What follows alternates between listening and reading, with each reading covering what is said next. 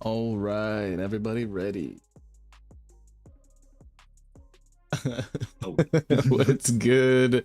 YouTube, it's your boy Vexus, the Lurking Legend. Y'all can just call me Vex. Welcome back to another episode or session of the Scarlet Pirates. This is session 29 on my channel, plus the SBSs and the Void sessions. It's been what a wild ride it's been. We are in for a treat tonight. It is going to be a hype stream. Can't wait to get further into it. We'll do a bit of a recap here in just a second. I just want to do some housekeeping real quick. Make sure you check out all the links in the description if you wanted to be a part of your own One Piece D&D kind of campaign. You could join the TLA server. You can join my server as well. There's plenty of other wonderful links to support all of my beautiful players and the other One Piece D&D TLA groups, like Group 3, Group Cody 8. We got Mikey's Men Group 14. Like we got all the love for the groups that are streamed, and we also have some that are just in-house in the server that you could sit in on the VC. So if you're interested in D&D, you're interested in One Piece, definitely hit that link in the description. Make sure you like the stream. Thank you all for being here, and that's enough from me. We're gonna go ahead and hear from my wonderful, amazing players. First, let's go ahead and hear from the frontline combatant of the last arc himself. We have our brother in arms, the first mate of the Scarlet Pirates, NoChill Dill, played by NoChill Dill, no relation. Yo, what up, everyone? How are y'all doing tonight? I see some responses to that. Love you all. Much love as always. Anyways, we're here for another Group 2 session. Group 2 solos. Let's go. Indeed, we are here for another Group 2 session. Cannot wait to get into it, but we gotta make sure we shout out to the other brother in arms, who is now reunited, and it feels so good with the crew back above sea level, still within the tides of the tourbillon. Though we have Lord Azrael, the doctor or medic or torturer, of the Scarlet Pirates, played by Lord Vegeta, aka Ragnar. How you doing, brother? I'm shy after that lavish introduction. Hi, chat. he's a hi. But I'm good. Hell yeah. We're glad to have you back on board, brother. And what a wild ride it's been since all of that happened. We are also joined by the wonderful Shipwright of the Scarlet Pirates crew. We have Bang D Boom, played by no other than Partypete. How you doing today, bro? Greetings and salutations, folks. Living the dream as always. And excited to get this session going. Got a lot of fun stuff ahead. Hell yeah. And then last but certainly not least on tonight's docket roster, we have the W Helmsman himself, the DM of Group 14, aka Mikey's Men, which he could tell you a little bit more about himself. We have Davos, played by Torimori, aka Mikey D. How you doing tonight, man? What up? Good to see chat again. I missed everybody last week. I know we passed last week. We did have a fun time on Group 14. Go check out the VOD on Straw Hat Lucas's channel. Link in the description. Guys, check out all the links in the description. Come, and I don't think this applies to anybody tonight, but if you're not on the TLA Discord, come join us there too. Please, we love that community. Love all the new members. As for tonight, guys, I have a pretty strong feeling that the Scarlet Pirates shall prevail. I don't know. I feel something in the air. Let's go. I do miss our... Well, we'll get into that, but yeah, I'm excited to be here, even if we're not the quite the full stack. But yeah, thank you for having us again, Vex. Absolutely, so glad to have you on as well. And hopefully one of these weeks I'll actually be able to catch you guys live. As Mikey's Men, I've been catching the VODs over on Straw Hat Lucas's channel. Link in the description, because I also stream for TLA Gaming and on Thursdays, whenever at the same time that you guys go live. So But I had this stream up and running in the background. I just have to also focus on some other stuff. And chapters have been releasing on the same day, so it's just been crazy lately. But one of these days I'll catch you guys live. Yeah. This Thursday, Tree the Wolf and myself doing the TLA gaming stream. We have finished finally the first game in the Legend of Heroes Trails in the Sky series, and we're actually bringing on Coach himself. King Recon will be on the TLA channel, and we will be talking about the events of the first game. There's going to be major spoilers there, but if you want to support the TLA crew and myself and Tree, and if you want to come show some love for Coach in the chat, we'd love to have you all there as well. I'll get the link and put it in the description here in a second. I'm just bad at talking and typing at the same time. Sorry, guys. But to recap what we experienced last session is I'll just go ahead and say like where we left off. The crew has entered the tourbillon, and Lord Azrael has been reunited, as we mentioned before, with the rest of the crew up above sea level. More or less, and they are currently sailing with the tide of this whirlpool, trying to outpace it so as not to get sucked into the center of it. And through some skillful maneuvering of the W Helmsman himself, they have managed to make great pace partway around this multiple mile wide sea current that extends down to the bottom of the ocean, where Lord Azrael had escaped from the gyre worm, a large ancient Neptunian that he had made his home for a number of days, or up to like a week, I think. But yeah, it was pretty crazy. He has escaped and since taken an egg and gone up and returned with the crew, while Scarlet, Holly, and Harry have descended down beneath now that the gyre worm is chasing the rest of the crew on the Queen's Gambit. They have discovered a massive maw at the seabed, like that is constantly in swallowing all of the ocean's water, which is potentially what has been creating this sea current for centuries. We're not going to be focusing too much on what's going on with Scarlet, the captain, and Harry and Holly this session, though, because Balincc is got some real life stuff that's going on, and they will be returning and joining us next week. So we're only going to be focusing on what is happening up above sea level, where the gyre worm is pursuing Lord Azrael most specifically, as well as the rest of the crew, who have gotten a hold of one of its eggs and caused some significant peppering of different assorted types of damage across it. So they've definitely pulled aggro, and it is now chasing them through the tourbillon, which is wild. It has used its electrical pulsings to activate a magnetic pull of some sort, and Davos's bear trap shield, recently crafted before leaving Port Scarletta by Bang D Boom, has been flung overboard, as has the entirety of Brother Dill.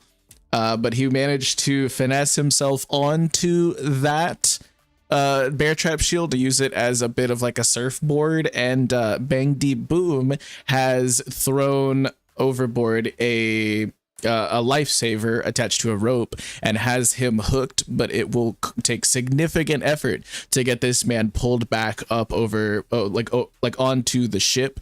Dalt Wisney is alone in the gunnery and freaking the absolute fuck out as this Neptunian screams are comprehensible to her. And your boy Big Azra is just trying to do the best that he can. Softy Boy is hanging out in the rigging, helping W Helmsman make his navigation checks, or I'm sorry, his maneuver checks. We have Russ being actually extremely useful, making constitution saves to keep his stomach, where it's at right now, because he's not a sea savvy individual, and he does not have his sea legs at this moment. And I think that's everybody, right? Samia and Big Azra are just trying to hold it down for the rest of the nomads. Yeah, it's wild. Lots of things are happening, and we're gonna get right into it. First and foremost, I am going to make a Constitution save for Russ. I'm going to need a Dexterity save from Dill. I'm going to need a Athletics check from Bang D Boom. And from the rest of you, if you would like to do anything, let me know. Dill he got it. I would like to call Azrael over to grab one of this chain with me. Okay. So Big Azra or Lord Azra? Big Azra. Big Azra. Okay. He just kind of like cracks his neck and, you know, like limbers up, stretches his like shoulder muscles a little bit and goes over and grabs on with both hands. So he will be able to give you advantage. If you want to go ahead and roll that athletics with advantage. Let me find Russ's character sheet. 12's not the worst. It could be better. Azrael, grab it. Let's see. Constitution save. This is meant to be flat, not disadvantage. I did not unclick that, my bad. So 21. He is not Russ is not actively barfing at this very moment, and he is on his own 2 feet. But he looks green, like comically green, like when you see sick individuals in anime, and he is like, his cheeks are like puffing and he is struggling. And though he is not going to have to use his action to vomit overboard, he will be firing with disadvantage if he's mounted on a cannon or a swivel gun or using his bow. So there's still a little bit of a downside, but not the worst, you know, it could be. So Russ is not entirely indisposed. Yeah, we have Brother Dill maintaining his balance readily atop the very, very, very tumultuous waters here in the tourbillon. Let me go ahead and switch the map over so chat can see exactly what we're dealing with once again. Here we go.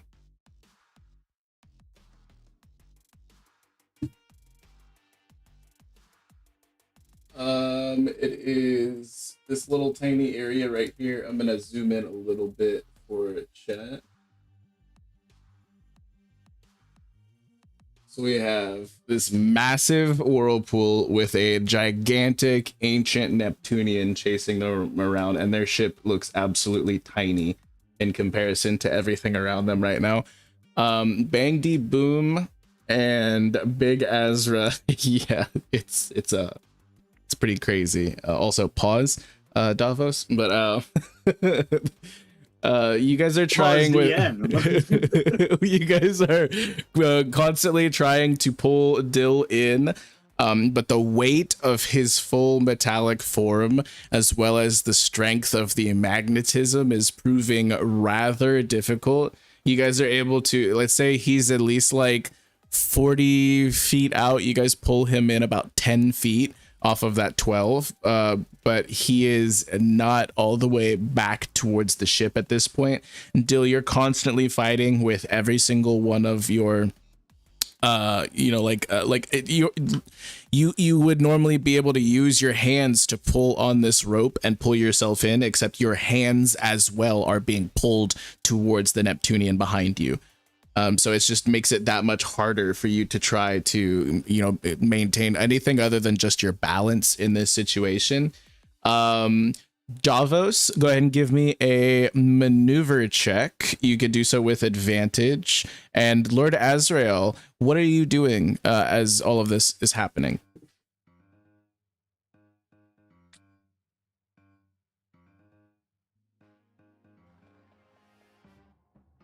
I think Ragnar's muted. I'm glad we Oh my haven't god. I I got muted. You classic. That is two natural ones that have been saved by advantage. Okay. So, is the swivel gun already loaded? I believe all of the cannons have been primed, yes, as a thing that they did before seeing this thing emerge. So if I'm not mistaken, Samia is on the ship with me, right? She is, yes. I would ask for Samia's assistance. I would also like to, I'm using my interaction to get this across. I will ask for her assistance, and I would ask for to borrow her supplies since I lost mine in the ocean. And I'm gonna try to treat Russ's seasickness, it was, right? Yes. So how, okay, this is interesting. I'm going to allow it for sure. Samia will, absolutely give you any of the supplies that she has available to her. There are some herbs and roots and poultices exactly and salves and with it. things that she had still been holding on to since your departure from the cannon in the glass house. And some of them have aged, which adds to their potency. Some of them are less potent and things like that. She gives you a bit of the rundown, and she's just like, this is, some of the cactus roots that we had gotten from these should be really decent at settling somebody's stomach, but I wasn't sure. I'm not much of an acupuncturist myself. If we're trying to like treat him in more ways than like he's kind of squirmy right now, and she's kind of like, the ship's also really like, in some turbulent waters, so this would require a steady hand. And she kind of like sees your two arms that are dead weight behind you. Is it noticeable, would you think, that you're not able to move? That were you normally very animated with those two arms, or is it kind of like not as noticeable? What would you say, Lord Azrael? Let's put it this way. You know how usually surgeons have like two assistants, like head assistant and secondary assistant? Usually didn't need a secondary assistant. Yeah. Yeah. So she kind of like scans. The fact that I'm calling Simia now. Yeah. I need some help here. Yeah.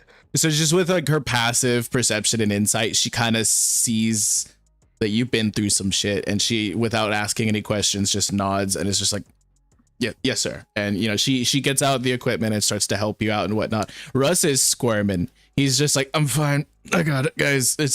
Don't worry about me. Just do what you can to help brother Dill. Look at him. And there's 3 of them, and he's like seeing things, and there's just like, you can see like it through his eyes, there's like 3 or 4 Dills, and like they're all struggling and keeping balance and whatnot. And he's just like, how did all this happen? And he just, the more he stares past brother Dill and sees the raging and surging and rushing tides of the ocean, he starts to become a little bit paler and more sickly looking and whatnot. He's like, and yeah, he's super not having a good time. Go ahead and make me a medicine check with advantage, because you have Samia, Lord Azrael, with a 15. Brother Davos. Yeah, go ahead and roll. With a 15, brother Davos, you're not losing any speed as you kind of like sail the inside of this like cone, this dipping in current. Obviously it's higher altitude towards the outer brim of the tourbillon, and the more you go into the center, the lower down it goes, like when you water swirling around a drain. You guys don't lose any speed as you are riding the bends of this current. So Davos with a 15, you are going to be, that is exactly the DC that I had set. And any failures are going to raise that DC for the future for the rest of this session. But you're able to ride the curvature of this, Davos, and you can use 20 feet on this map and move in the clockwise direction with a 26 medicine.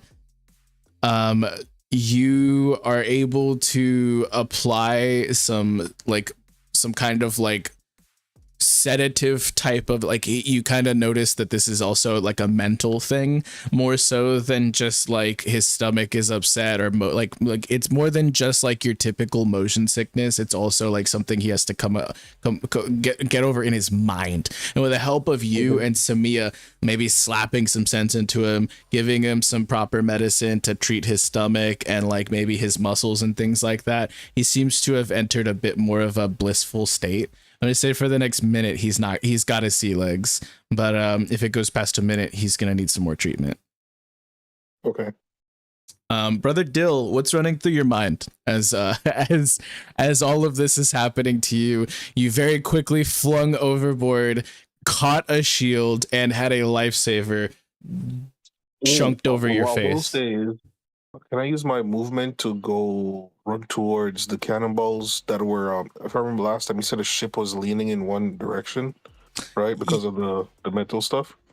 Yes. So down in the gunnery, there are 6 cannons, and then there's the one front-mounted swivel gun, which is up above deck. But in the gunnery, the 3 of the cannons facing out port, 3 of the cannons facing out starboard. The cannons to the port side are on the far end of the ship from the Neptunian, and his magnetic pull has started to pull those port side cannons over to starboard. Which has thrown the balance off. Mm-hmm. Yeah, I'm gonna run towards those. Okay, you're not gonna be able to get there all in one turn after treating Russ, but you will be able to get there next round. Okay. Yeah, Brother Dill, what is going through your mind as you are? Is this do we figure out it's parasailing, or is this like wakeboarding, or what's going on? This would be wakeboarding, yeah. Okay. But in Dill's head right now, seeing all this, it might as well be parasailing because I still have not touched the water yet. Okay, so you...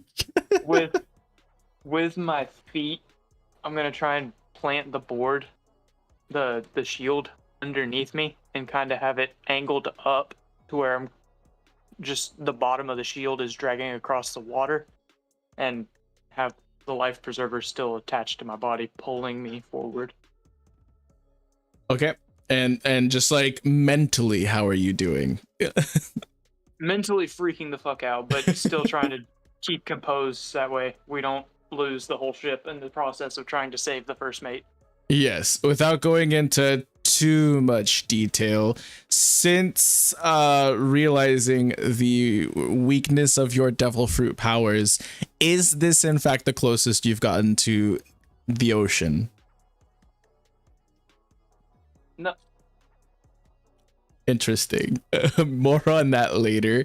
I was about to say, remember I jumped onto Lord Azrael's back while he was landing in the water. That's absolutely true. You did do like a cowabunga, like a Right like after him. You straight jumped off of it. So you know you were more confident then. I'm almost positive than you are now. Yeah, that was by choice. I did that. This is not by choice.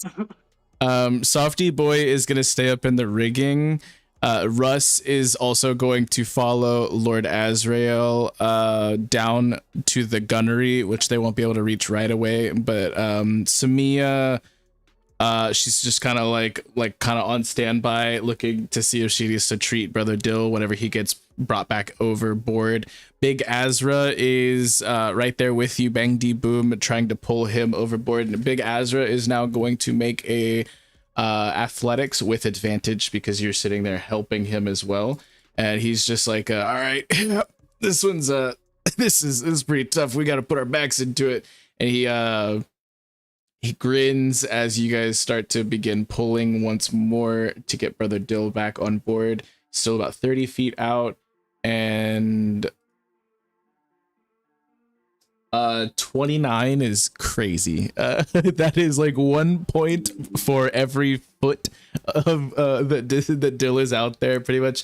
So I'll say that Dill is pulled in through the efforts of both of you, and he is now basically like being hoisted over the broadside, like a of the ship, but he's not all the way over the gunnel and back overboard yet. He still is there. Dill, make me, this is just a DC 10, just a dexterity save real quick. Before this procs, whatever it is, bad or good, I'd go ahead and throw the shield back up on deck. We'll see. Yeah, you do that. You do exactly that. You chunk the shield over towards maybe the helm where you know your W Helmsman would be, and the shield is on the ship again. It's rough, like chunking it. You had to calculate for the magnetic pull on not only on your arm but on the shield itself.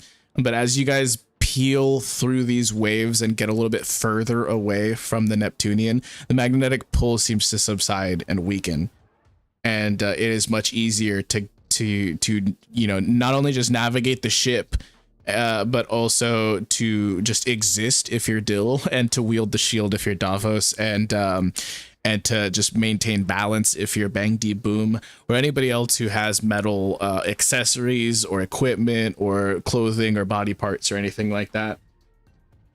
And while you guys are, like I said, peeling through this, not losing any turning speed or anything like that across the tourbillon, now it will be the gyre worm's turn to move.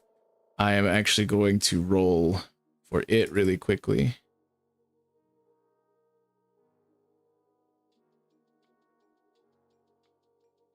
Oh my goodness.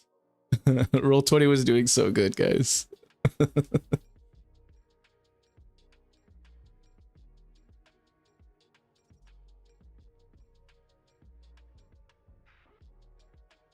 It is gonna be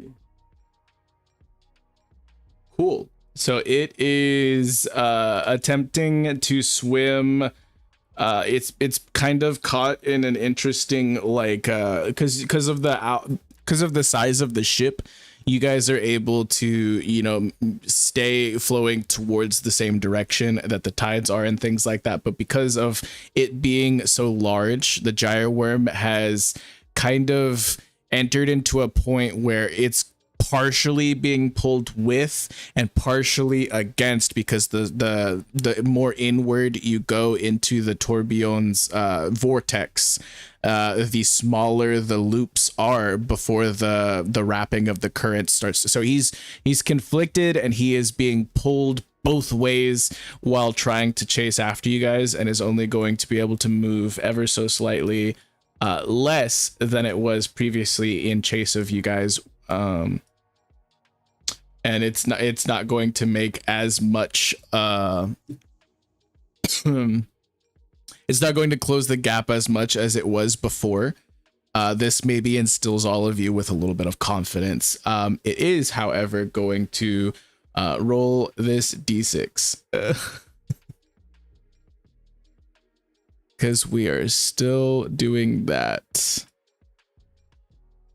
Cool.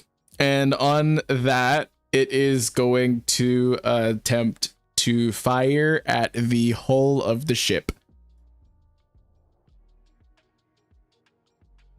While its mouth starts to crackle with blue radiating electricity that is just like shooting, like it feels like it's being pulled from the static of the tides beneath and the air above and everything. It's gathering all of this crazy infinite amount of energy around you all right now, and harnessing it and focusing it into a bolt breath. And that is Davos. Reaction dodge. That is a critical failure. That is a nat 1. Oh my god. I hope it hurt itself.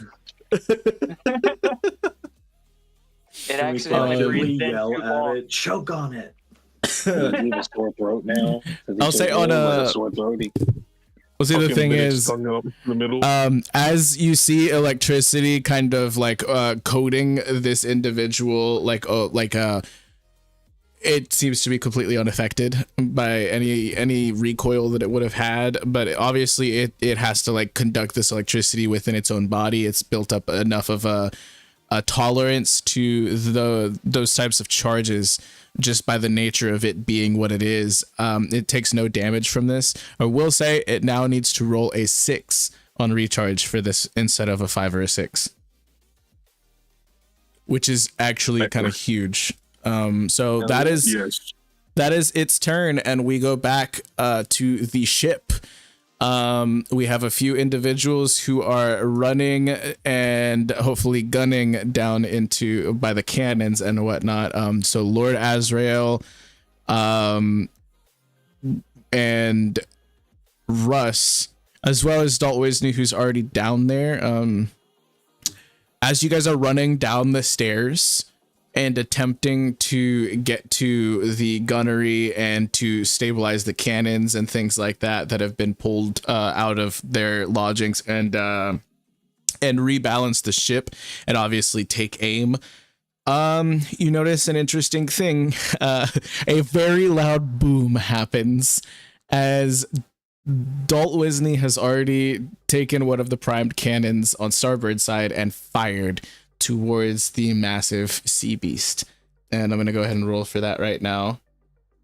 Hey, let's go, Dalt Wisney. 13 does not hit, and one of these cannons is now no longer primed, meaning that you only have 5 primed cannons, 3 of which are facing the wrong direction. So there is the brig. So that happens as the two of you peel down into the gunnery. Russ is immediately just like, Dalt, what are you doing? Like, that's irresponsible. You shouldn't be firing the cannon by yourself. Like, you should. And he just like runs over there and starts trying to help her, ignoring the cannons that are just rolling across the floor, the gunnery floor entirely. What would you do, Lord Azrael? Yeah, I'm guessing I'm gonna be trying to do that. I'm just gonna say, Dalt, you're in charge of reloading. Russ, you're in charge of firing. I'll handle the cannons being pulled from one side to the other. So, if I'm not mistaken, I should be able to do this. Pete, when you emptied out your storage bag, was it on the deck or in the storage area? It was in the storage area, theoretically. I did have glass cannonballs, but yeah, I know. That's what I'm thinking of using those. I don't think we ever confirmed how many I had, though. Yeah, I think I said like a dozen or something, like around there, so, like a good number. Yeah.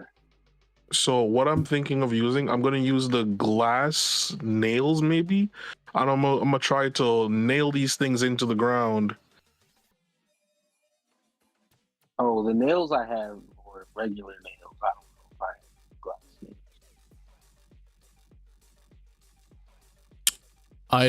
nails.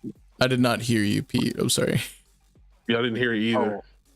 Oh, if you're talking about stuff from my storage, I don't have any glass nails. Oh, okay. Oh, I got regular nails. I know you got regular nails, but I'm worried those might get pulled out over time. Like, oh, those won't work for long. You know, like. I do have. Fair point. Yeah, you're right. Have some.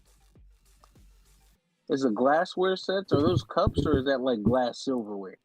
It's like plateware and silverware, like the full shebang. Okay. So cups, plates, knives, forks, there's spoons. Like forks and kitchen knives in there that are glass. Oh, forks work. Forks and kitchen knives work. That works. That works.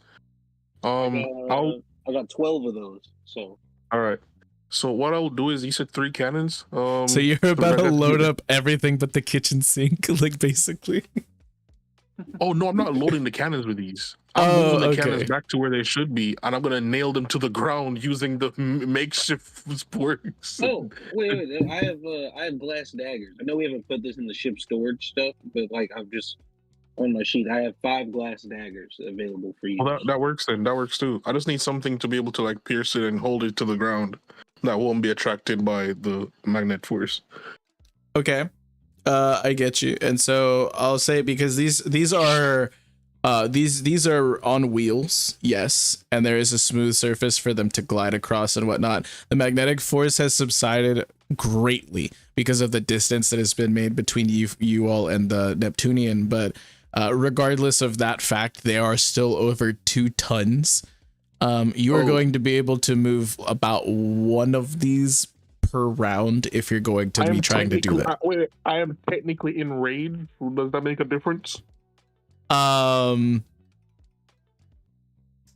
wait, and I have power for build. Yeah, I get you. Roll me an athletics. I'll give you advantage because you have advantage because of rage, right? I have no idea, to be honest. I really don't know how rage really works. Deception. You're still good. That's a deception. That's I didn't roll. I didn't realize I was rolling.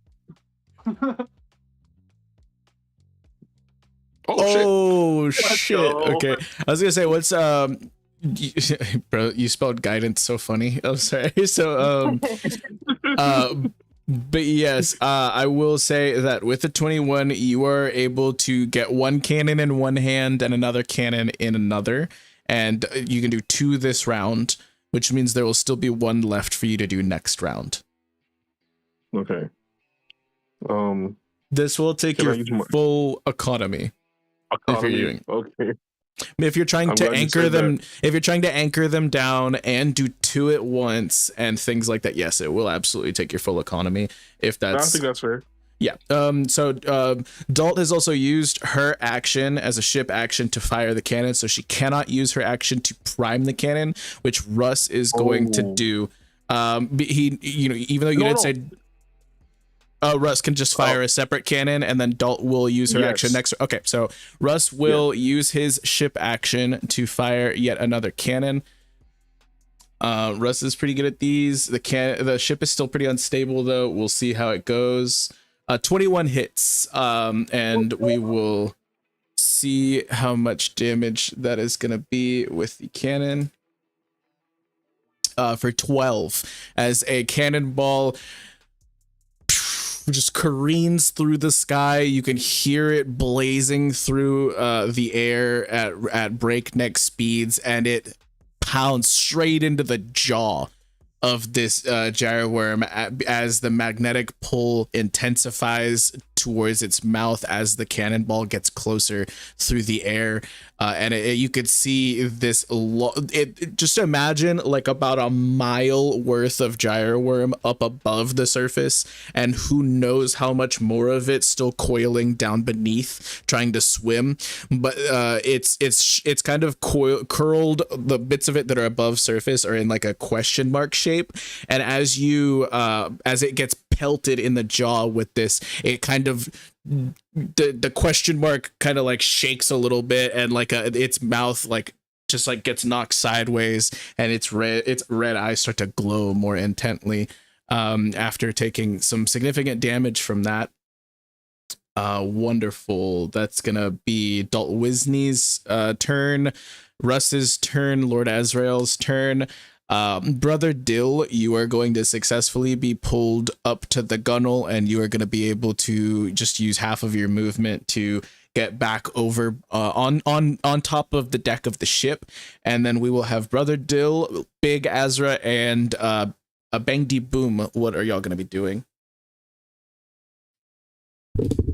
I'm going to use this.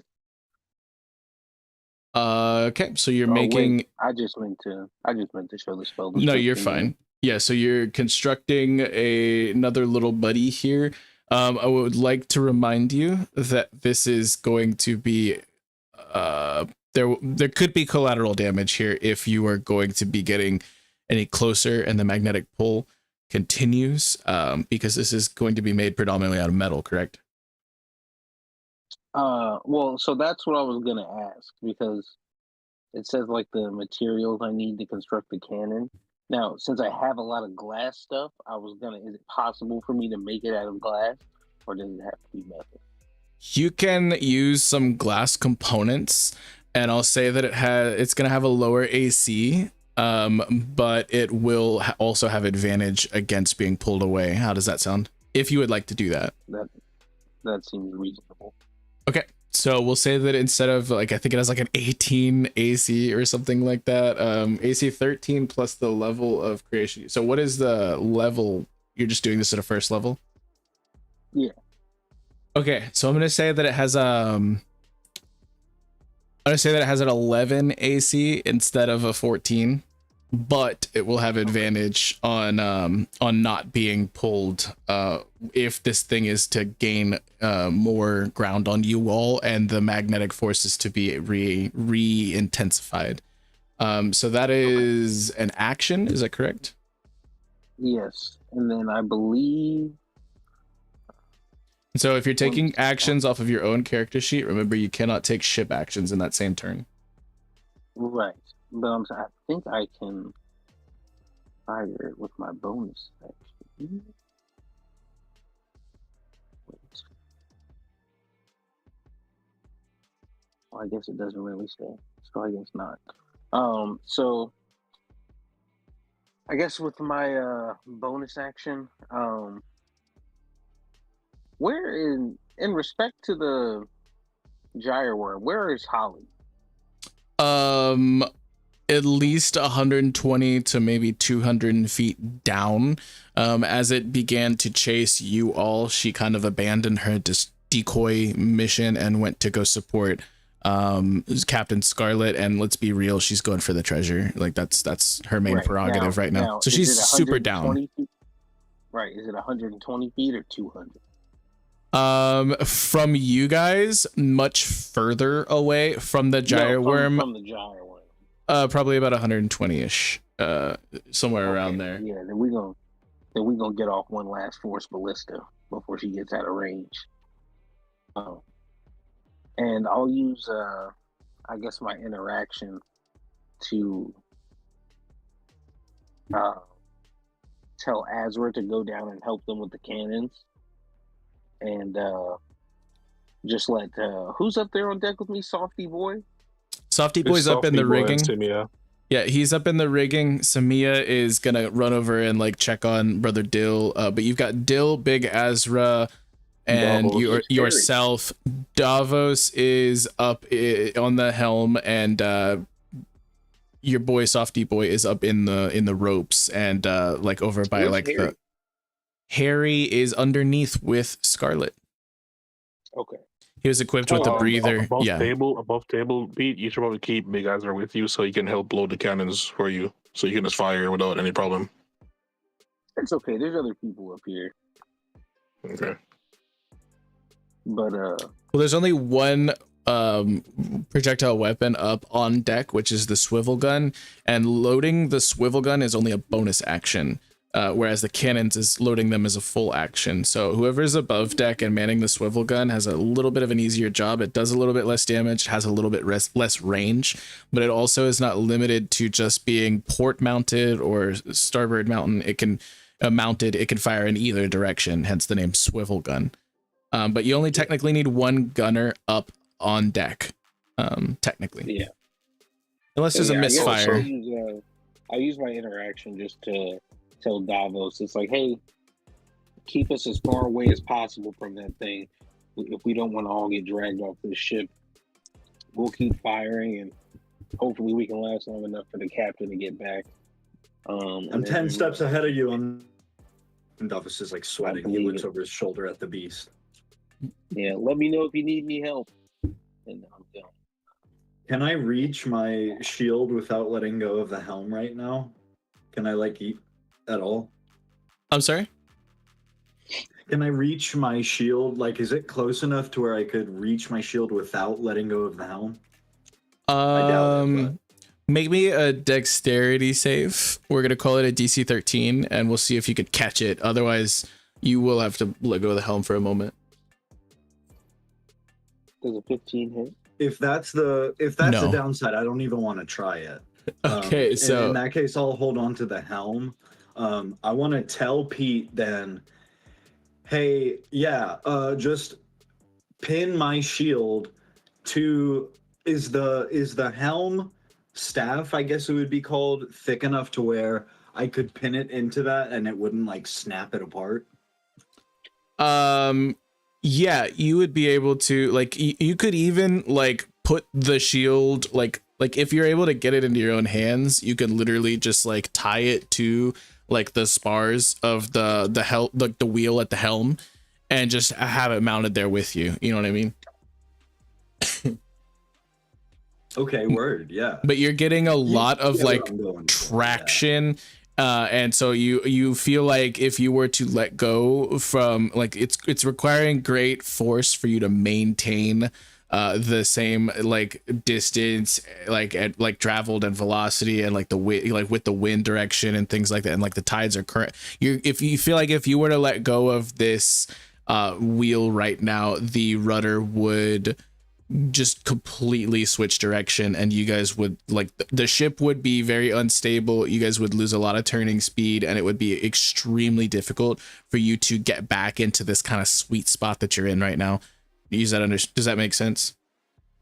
Yeah, absolutely. I don't want to risk that. I definitely want to use all my body to control the helm right now. And Yeah. I'm gonna try that thing I did last session where um, I swing like into the current a little bit in order to get back like a little Yeah. bit further out than we are, You're more doing toward like the outer rim. so like an active maneuver check. You're trying to like zigzag it to get yourself a little bit of that momentum from going inward and push it to going outward with so this is gonna be let me make a rigging check, which I'll do. I think for Softy Boy, he's better at sleight of hand, but it might be athletics. Give me just a second, and we'll determine if you get flat or advantage on this.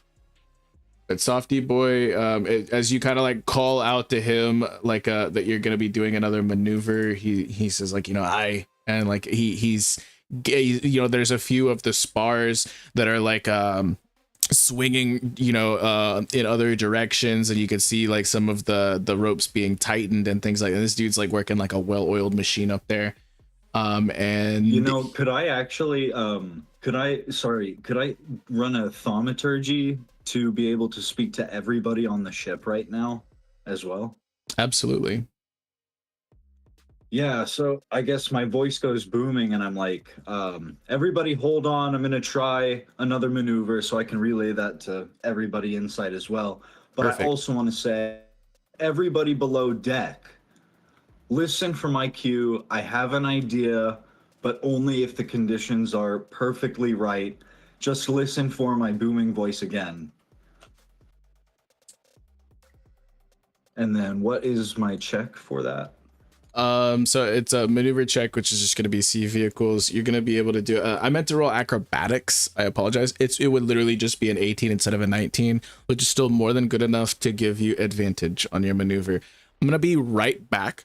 Literally like not even 30 seconds. My dog shook up this can of sparkling water, so I'm going to go open it over my bathroom sink. But you guys talk amongst yourselves. I'll be right back. Dude, I'm imagining her like shaking it up like the wolf in Princess Mononoke when it bites Ashitaka's head. Do y'all know what I'm talking about? Dude, taking the care to shake it without popping it for a dog, that means it was... Yeah. I was gonna say, Dill, I think he should be on the swivel gun. I think you'd fire that just fine. No, homie got like 3 levels of exhaustion. Let me be below deck so I don't go overboard again. That's Okay, that works. Yeah. You can help us. You can help us load the cannons. You can help us load the cannons. Oh my goodness. I will be below deck. I just don't want to be in the water again. The desperation in this man's voice. What do we have? What is Soft doing at that point? Other than being up there, we can have him fired. He's if you really need her to. Like, so Softy Boy currently is handling a lot of the rigging work because he is can be used for cannon firing. Yeah, aside from Harry, there's not a lot of actually like experienced sailors on board. There's just people who have been on boats and some people who've never been on boats. You know what I mean? But like Softy Boy has sailed plenty. You know what I mean? So he is, you know who is on board though? Your test subjects. Yeah. We're not letting them out. I can't trust them. They'll get us killed, bro. Okay. Oh, that reminds me. We know at least one of them is good on a boat because they were pirates. That is true. That is true. That reminds me. Give me just a second as I make a. We could do it. But it's such a high risk, bro. After this battle is over, we're all gonna be low health, low energy. Dill is on exhaustion. They were they're not weak. Ragnar, I want you to realize that Dill is already on low health. It's true. I forgot about that. Dill is at 11. I'm just saying, letting them out is just as dangerous afterwards for us as it is right now. Hey, I was just suggesting it. If you don't feel comfortable letting them out, then don't let them. I'm just saying it'd be at least another person that knew their way around a boat. We're not. On my turn, I'll do a roll for it. On my turn, I'll do a roll for it. Yeah, we're not that down bad to where we got to release the prisoner. Yeah. No, not yet. But I know Not that yet. if we had 2 people go overboard and those 2 people are some of our experienced sailors, then we might need to start letting some people out. That's true. Don't mind me just rolling this random unimportant d20. Cool. Good to know. Yeah, that person failed too.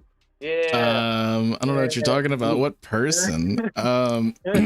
So Davos did make a 27, which is huge. You're going to be able to again, without, instead of not losing any speed this time around, you're actually going to be able to gain an entire 10 feet additional on this map, and so you're actually moving much faster than that. It's just this map is not made to scale, but you can move again with the curvature of here, and you can even do like while you're measuring out, you could do anchor points if you right click, so you can do like that, you know what I mean? Like if you wanted to just kind of get like alongside the curvature, like the appropriate distance that would be traveled, but instead of 20 feet this round, you guys are going to be able to move that token 30 feet, and you can do it in you can't go backwards, but in any direction with like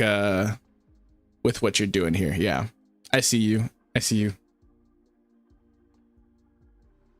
I really want to maximize this one. I've tried not to be like too anal about them, but this one I really want to get right. I get you. I completely understand, because shit is hitting the fan right now.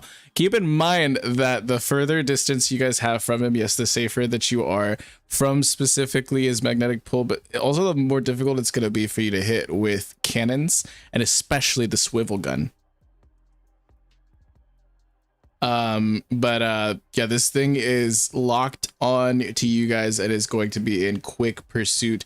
We have covered Bang D Boom's turn, Davos's turn, as well as Softy Boy's, all of the people below deck. Big Azra can potentially help out. He's gonna kind of like look at Dill and Lord Azra, and he's just like, should we go below deck? Should we help them? I'm assuming Dill does want to go below deck. Is that correct? Yes, and as I run past the helm area, I would like to, as my interaction, pick up Davos's shield and just kind of slam it on the helm. Not rough, just like trying to mount it there. Yeah, I get you. Okay, perfect. So the goat. So, and you're fast enough, you can get to the gunnery right now, Dill. Because you have, I'm gonna assume you're gonna just pour your whole economy into doing that real quick, knowing the distance that would need to be traveled, and with the quickness that you would want to be doing such traveling. So Big Azra is gonna follow you, unless Lord Azra has different plans for him. Like, what is Lord Azra wanting? What you want me to do for Big Azra? Me? I was just saying, like, Big Azra is going to follow Dill unless you tell him to stay up above deck for whatever reason. Otherwise, he's just going to follow Dill. Well, as long as Pete doesn't need someone to... Oh, wait, I'm sorry. I do apologize. You're down below. Pete, you're the one who would, if Bang D Boom were to tell Big Azra to stay put, he would. Otherwise, he's going to follow Brother Dill.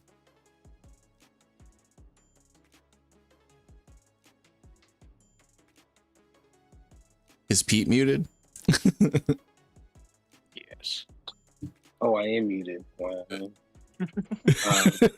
He pulled a Ragnar. I'll tell Big Azra to stay spreading. Because if there's 3 people that can fire the cannons besides Dill, that means Dill can load the cannons. But yeah, we'll have him stay up here for now. I think you should send Samia down. If he's gonna stay up here, I am gonna have him reload my cannon. So. Oh wait, no, I never fired it in the first place. I didn't even load it. Yeah, so the swivel gun, which is the only one that's up above deck, is going to only take a bonus action to fire. I the one I constructed. Oh, okay, got you. So you want him to help you out with that, and then so Samia is gonna follow Brother Dill. down below deck then? Is that what's happening? I guess so. Do you need Samia down there? No, we don't. I was saying she can either come down there or she can fire the swivel gun. Okay, Right. so I think you you guys can tell stay her up to there. fire the swivel But gun. I will. I guess. Wait, does Dill have a Denden move? Does Dill have a Denden move on? I think everybody but the nomads has dendens at this point. As the main core crew members, I think you all have dendens. Okay. Then I want to open up a line. I just want to keep a line open. Between Yes, top and the Ragnar, Lord Azrael does not have a denden currently, as Ragnar then is currently bottom. under Right, the but sea. Dill Yes. just went down there, didn't he?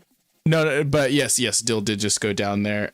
So there is open lines of communication, as well as Davos' thaumaturgy, which he's able to use that everyone above and below deck can hear.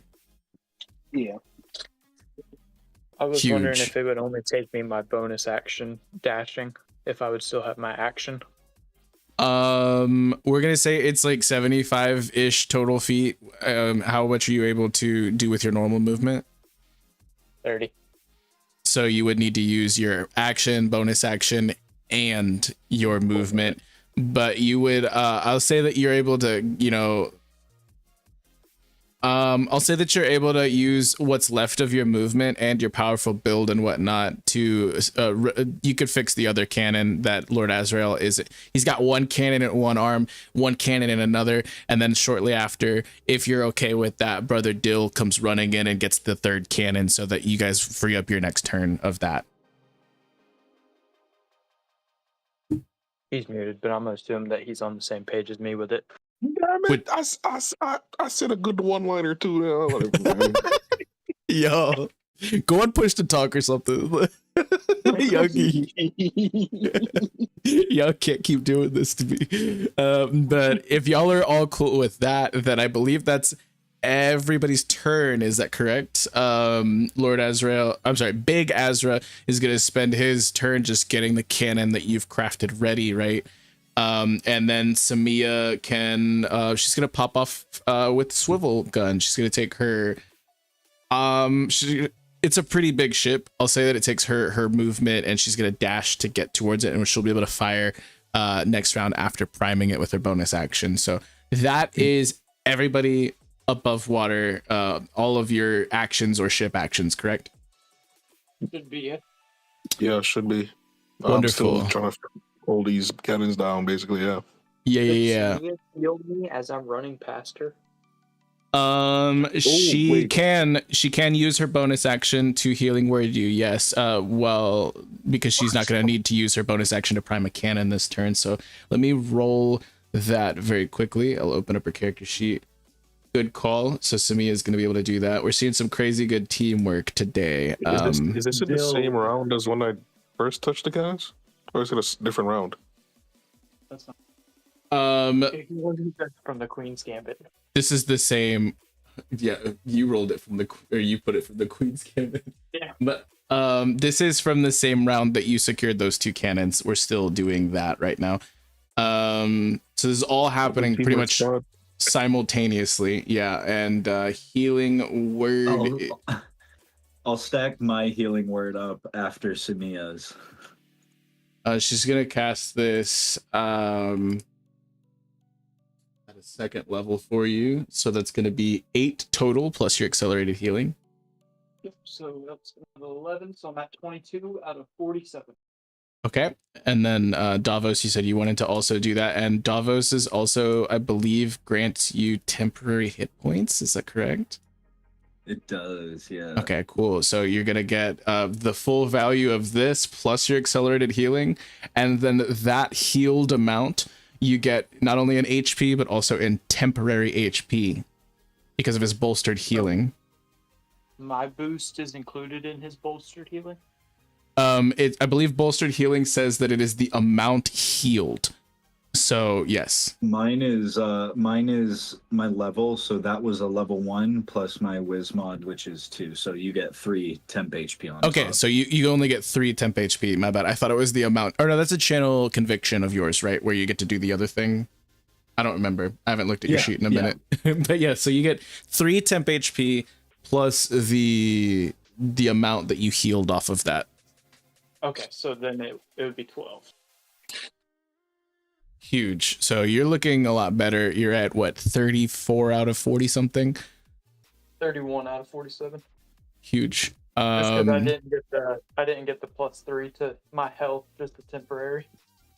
We are now going to have this individual again swimming against the tides and just getting pelted with a cannonball straight to the dome. It is going to make another strength. Wow, you love to see it. I'd just like to let you guys know this thing has a 24 in strength, and it is absolutely rolling tragically right now. So it is gonna move.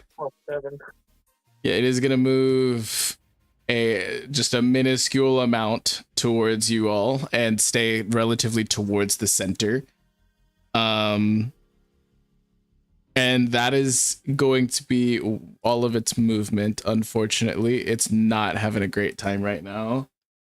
And it is also not recharging its bolt breath at this moment. So you just see just like these ripping torrential like gyres beneath you all, like the swirling, and like I said, as it gets closer to the center, it's like a lower altitude, and the ridge on the very outside of the tourbillon is like the highest, like that's where actual sea level is. So it is below sea level, as is your ship right now, as you're like riding the inside of this like downward cone. But Davos has managed to get you guys to climb up a little bit. This thing is starting to sink in as it is approaching the absolute center here, where the pull is the strongest. Through just basic insight, those of you above deck, like Davos, who's been intently threading through these currents and is like intimately familiar with how all of this works, is if this thing is strong enough to resist the center here, it is going to have skipped a lot of travel, which seems to be its plan. Because as you can see, if it were to move around the same way that y'all did, it would be like a significant amount of movement. But if this thing tries to just cut straight across, it is a lesser travel path, but it's more it requires more effort. So that seems to be its plan right now, just to keep you keyed in on what you would notice, Davos, as you're a pretty intuitive individual with good perception. That brings us back to the ship. We'll start with who is below deck. Lord Azrael, you were able to stabilize 2 of the cannons that were being pulled out. They're no longer being magnetically pulled, as you guys make significant distance in between you and the ship. You and the Neptunian, and you're able to anchor them so that if it gains ground on you all again, they should stay in place. You see Brother Dill rushing behind you and getting the 3rd cannon, as Russ and Dalt Wisney are working on priming and firing the next cannon shots. Russ has 1 more cannon to shoot, while Dalt Wisney primes one of the 2 unprimed cannons down under deck, below deck. What would the 2 of you like to do?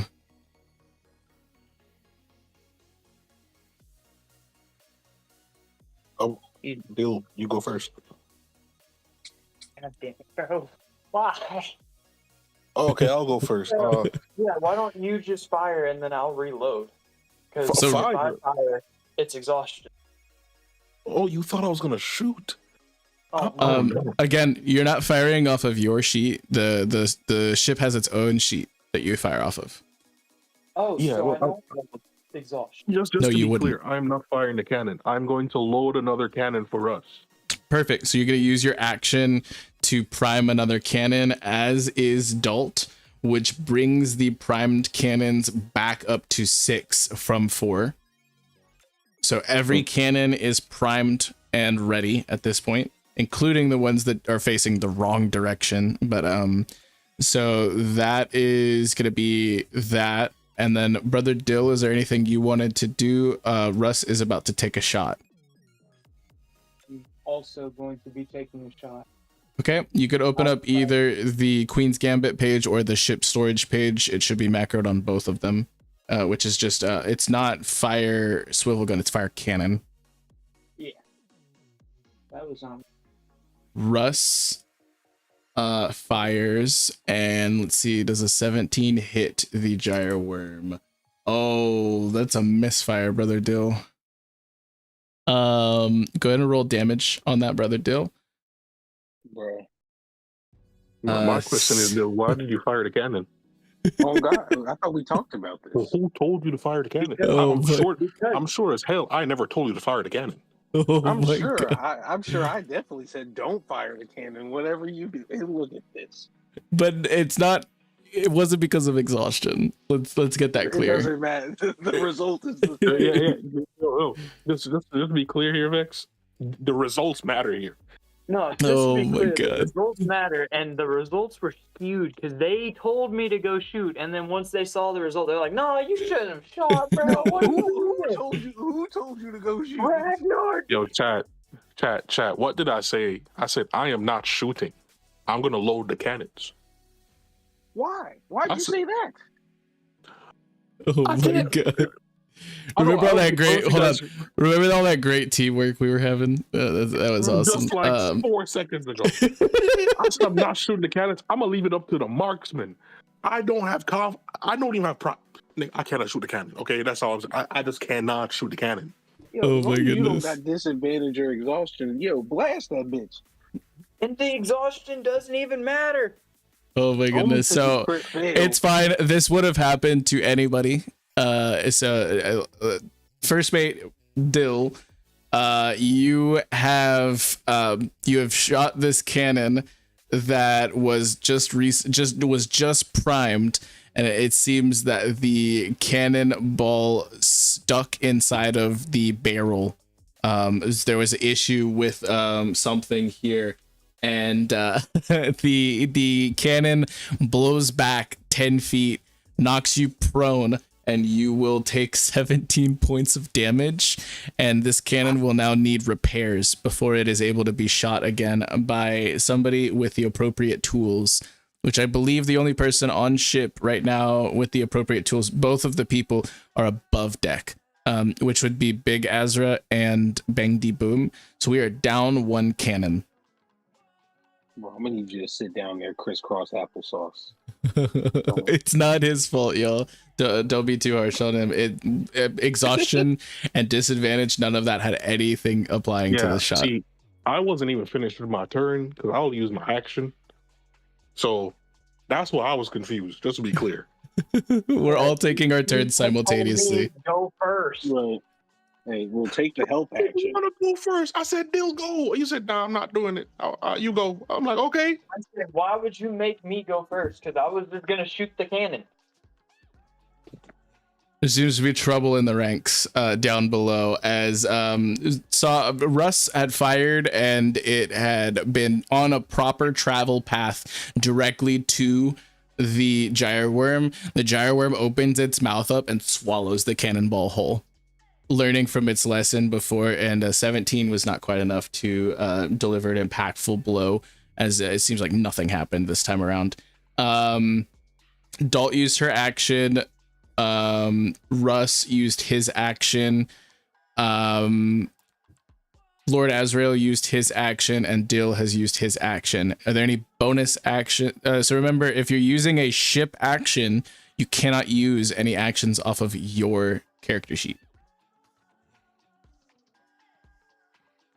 So is there anything else that is going on down underneath? I think, yeah, Enid. I'm sorry, not rest in peace, not Enid. Samia is up above, as is Softy Boy,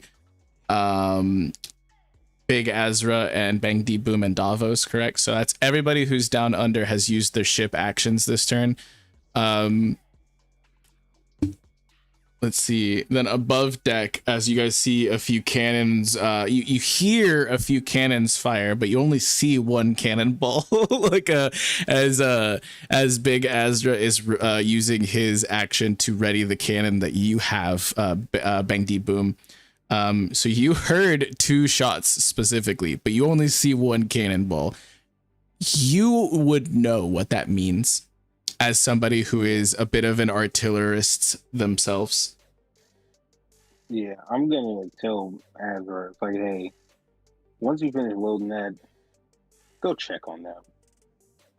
He's just like, I got this. You got it. Yeah. Yep. All right.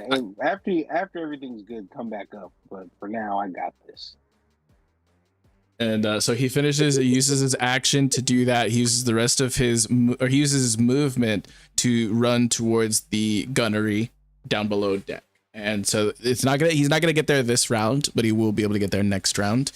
And then Bang Dee Boom and Samia, I believe y'all are up. Samia is going to, I don't think she's able to fire right now with the swivel gun, but she'll ready in action for if it comes within range. I'm gonna use my movement. Well, actually, how far am I from where Davos is? So if you're just like kind of on the main deck, he is like over by the aft of the ship in the back. So I'd say probably about 45-50 feet. You guys aren't super far away from each other, but there is like a bit of a distance, you know. Okay.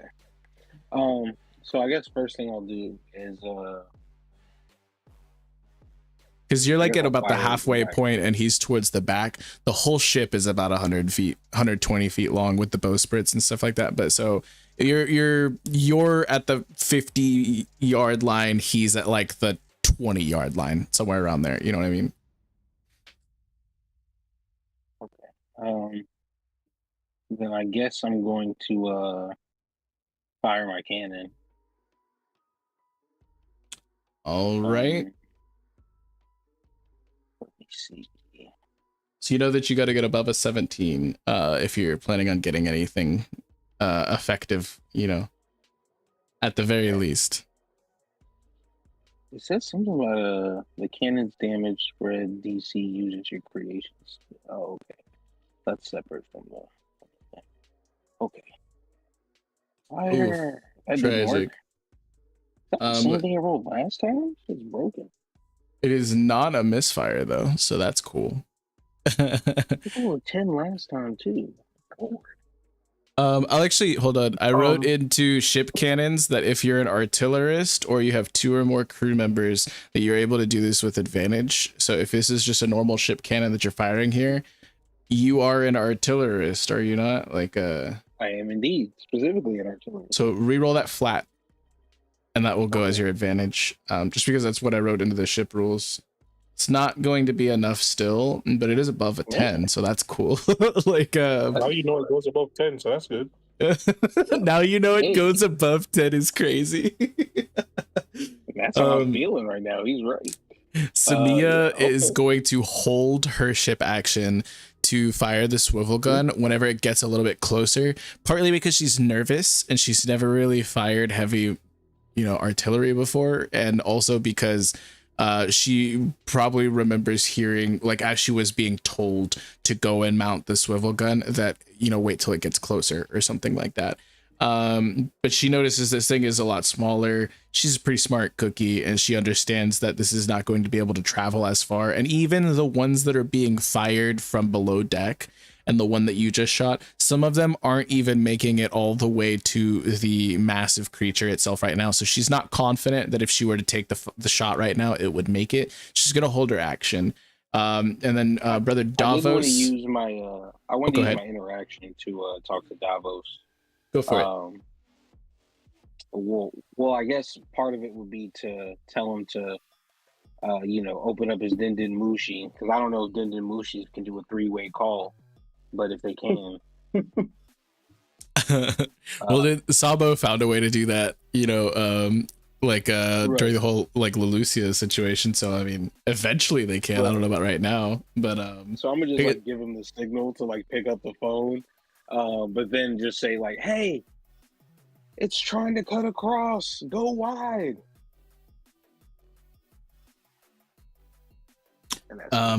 With that information, Brother Davos, it is your turn, and you're able to make another maneuver check. Let me roll for Softy Boy and see if you get advantage on this one as well, as he is constantly swinging the jib and other spars and like the beam and things like that. He's just doing all the words that I don't know. I'm not a sailor myself, but he knows what he's doing. He's pulling a whole bunch of these ropes like where they need to be, and getting everything set up. And we're gonna roll his. Oh fuck! I forgot this is supposed to be flat. 17 is great. So you're gonna be able to do so with advantage for your maneuver. You're the man, boy. Softy man, open house. Please. 21 is great. You gotta level up like a Pokemon. 21 is fantastic. You're going to be able to you can not full 30 feet like the 27 that you got last round, but not just the flat 20 that you got off of the 15. You're gonna be able to move 25 feet. And you will be able to weave yourself outward a little bit as well. Bang D Boom yells to you to go wide, and you're able to intuit yourself that this thing is trying to cut across and catch up to you guys by just traveling straight through the middle here, which is something that you would never hope to do on a ship. But this creature is immensely powerful and large, and it lives in these depths and things like that. And it's not playing around right now. But you are able to move the ship 25 feet in a clockwise-ish direction. We can go a little bit looser with the definition because you did a great job maneuvering there.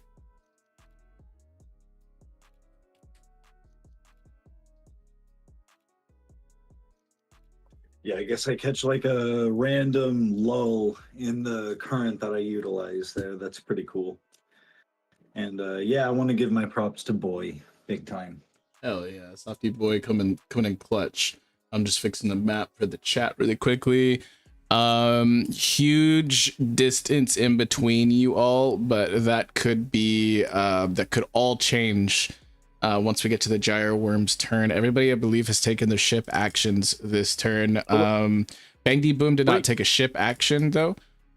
So because he crafted that cannon himself, so you actually can still attempt to bonus action from down below.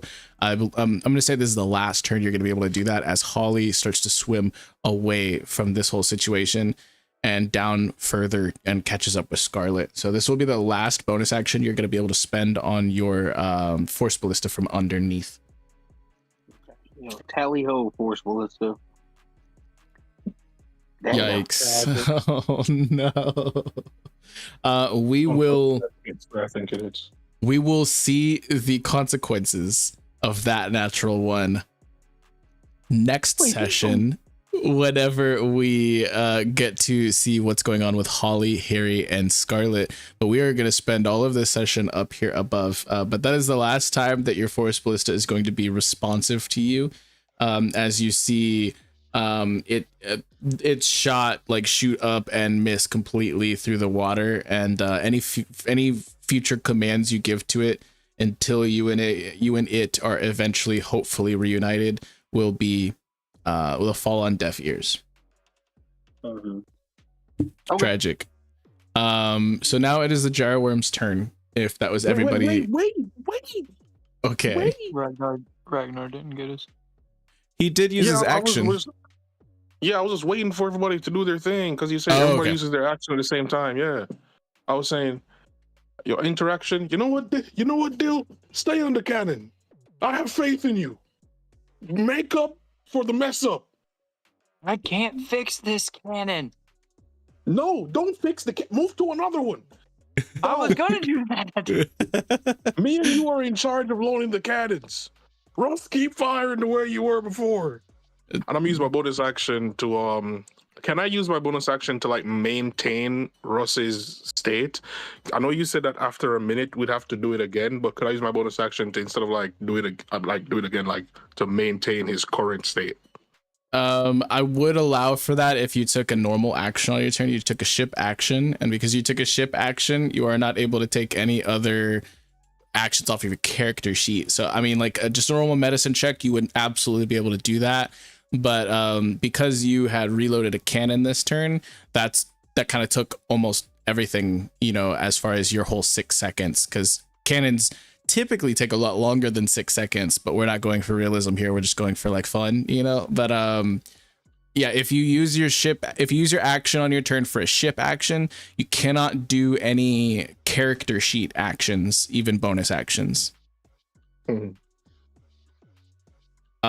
So yeah, Dalt kind of like looks at you with a little bit of like nerves, but also like she steels herself and has a little bit of indignation, and she's like, okay, we got one less cannon to reload for now, so this should be easy. Me and you got this, you know, Lord Azrael. And Russ just kind of like looks at Dill, and he's just like, hey, don't sweat it. And like you could hear thump, thump, thump like up above.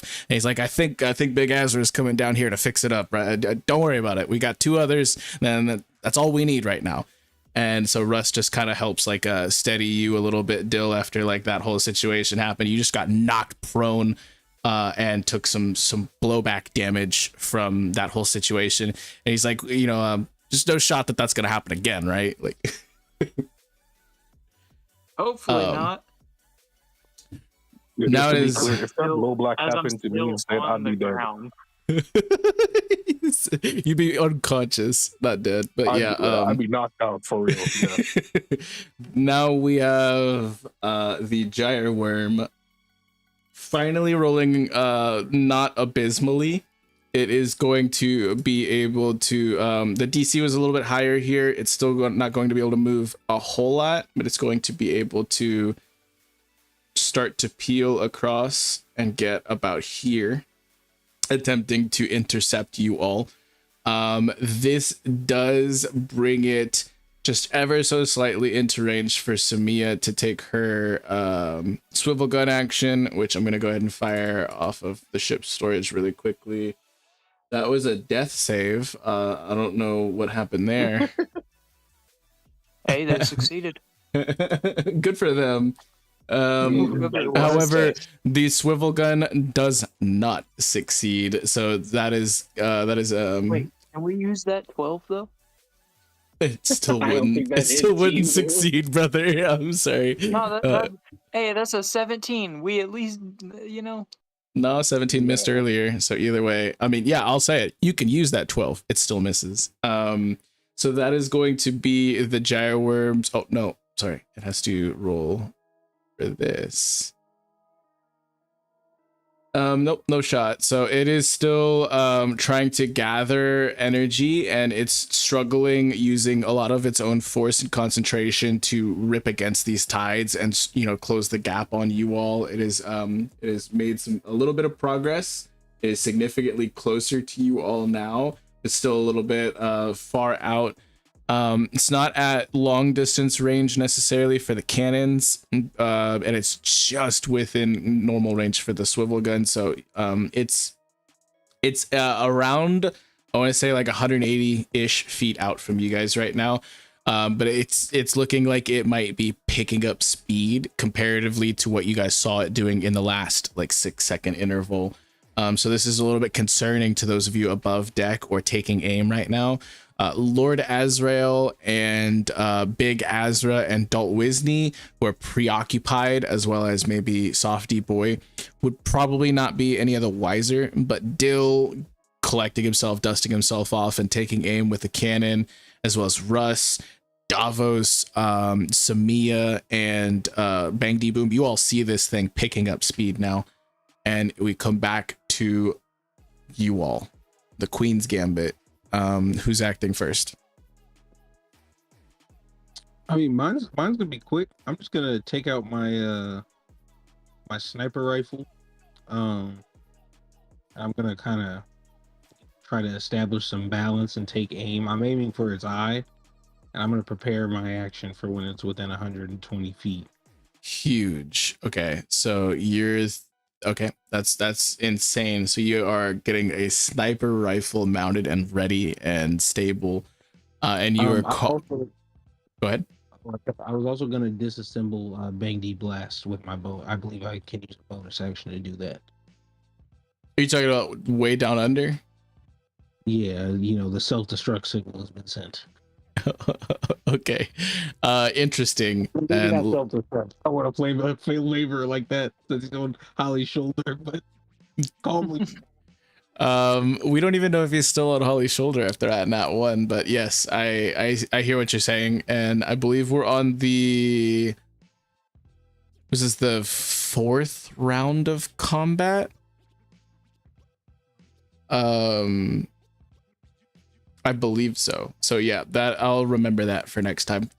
But time is a bit dilating right now with everything that's going on, because like I said, it takes a little bit longer than 6 seconds to prime a cannon, and sailing around multiple miles worth of like a whirlpool and things like that also is probably going to take a little bit. So when we get down to Captain Scarlet and her whole situation, time might be a little bit dilated comparatively to what's going on in this session, but to keep D&D combat rules, and the simplification of everything, we're just going to go round by round here. But time's actually taking a little bit longer than what it is if you were to just like look at the initiative,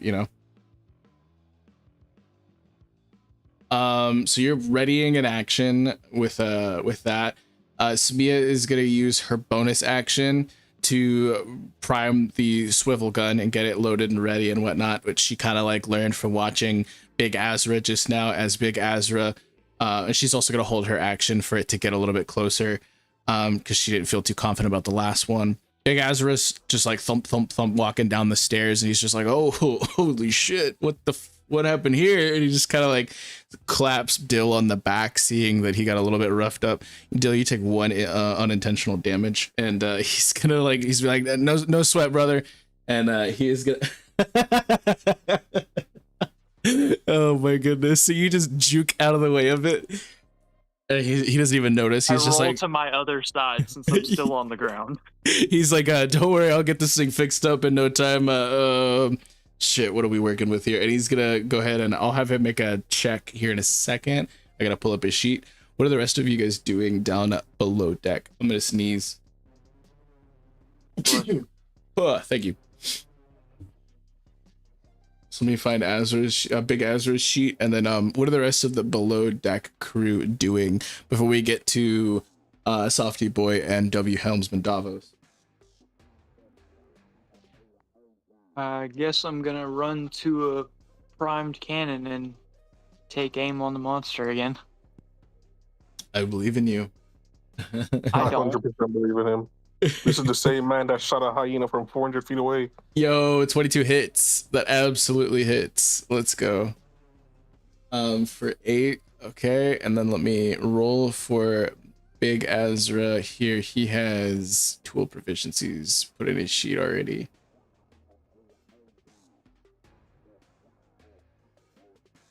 Huge.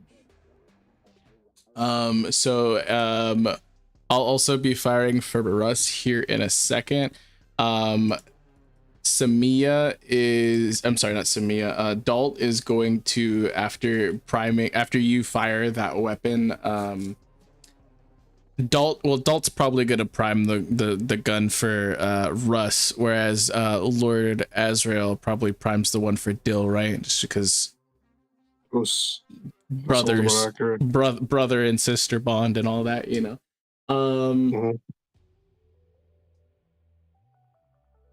So I'll fire for Russ here in just a second as well. This is okay, yeah. So that is Smith's tools, which is going to be done by Big Azra. He is going to be able to fix that cannon up fairly quickly. I'm going to say that it's not going to be primed, but it will be operational and repaired here shortly. Russ is, yeah, he's pretty, guys, I roll good sometimes. Like, it happens. I want the petition for Big Azra to have, when he's rolling for tools, his crit starts at 18. I'm just going to put it out there, but oh my goodness. One of these days, maybe. This is Russ taking a shot from the ship. A 23 also hits. Let's go. Y'all are killing it. And these cannons are like red hot for a second, but after they are cooled down, You guys can powder them up, clean them and get them loaded and ready for another round. Again, that's going to be everybody underneath. That is y'all's ship actions, correct? As 2 more cannonballs lob across from the starboard side and hit one kind of in like what you would call the chest area of this massive Goliath eldritch beast that is chasing you down right now, and another hits near the forehead area. But it's sustaining some you see a little bit of blowback from both of those as it kind of like lurches back a little bit, and then a little bit more. It's flinching from these, but it's not like exploding blood out or anything like that. It took some hits. It slows it down a little bit. But this thing is still barreling towards you guys with ferocity and bloodlust. But it's some significant damage done. As far as you could tell, being hit by a cannonball probably hurts really bad. Then we can go to Softy Boy, who we're gonna see if he can still give you advantage, Davos. He absolutely does. Absolutely does. Let me go to the gyro worm real quick and calculate this. Can we just talk about how consistently good Softy Boy is? He was a vice captain, but still, this is impressive. For real. I love him, bro. He is just... He is killing it. Yeah, he is absolutely Ragnar. killing it. 21 is going to get you another 25 feet, Davos. If you got to weave inward a little bit, and then you can weave out. Go ahead, Dill. Sorry. Oh, I was just telling Ragnar that if he takes any ship action or bonus action, he loses the ability to do his personal action or bonus actions. Yes, if you're working off of the ship's character sheet, you cannot use your own character sheet in that same turn. Just so we remove the word action from it entirely to clear up any confusion. If you're operating off of the ship's character sheet in that same round, you are not able to operate off of your own character sheet. Or I'll say in that same turn. You can still use reactions.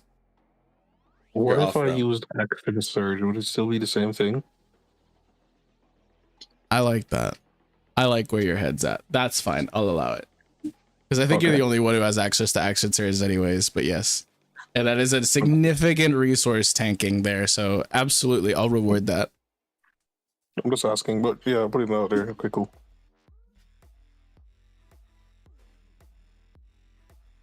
Okay. So for clarification, I don't think he wanted to do it on this turn. I think he was just asking. I'm gathering that. Yeah. Okay, so